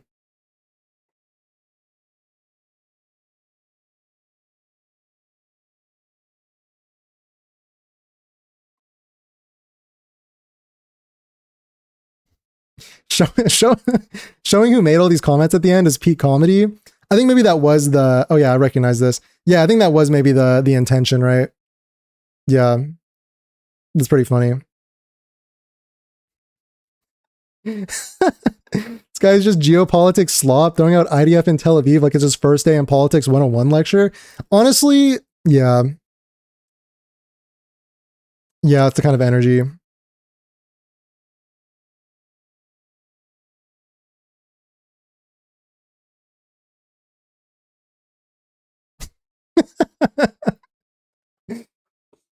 Oh my god.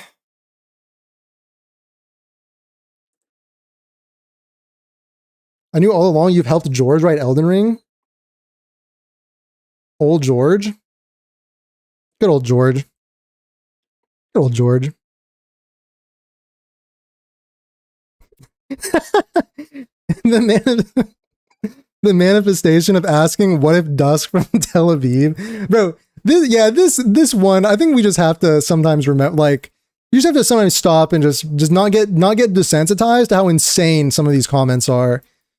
You just can't get desensitized from that. Yeah. A substance beyond this realm of existence. Yeah, all of the buzzwords. Yeah.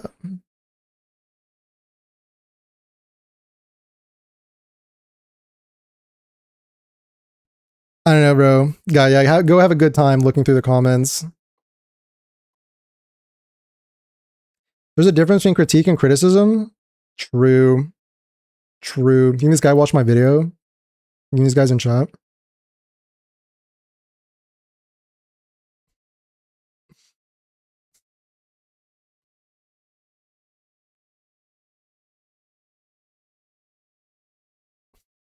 Wait, what? Last one. Losers, he said, and he's the one crying about how people feel about a game. Yeah.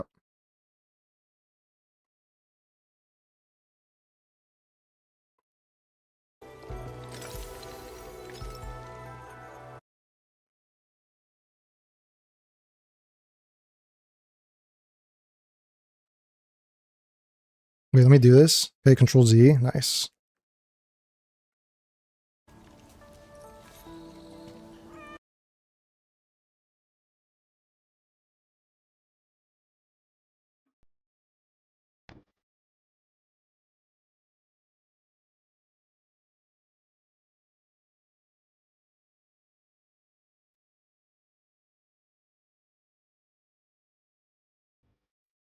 Wait, guys. My game crashed. I think my game crashed. But the stream is still alive, I think. Oh, it's back. Oh. Anyway.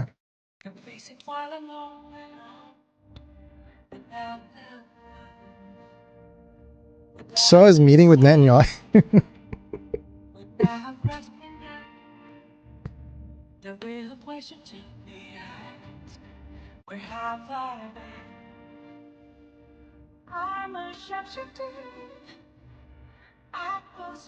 What is the song? It's Beneath the Mask from Persona 5. Beneath the Mask.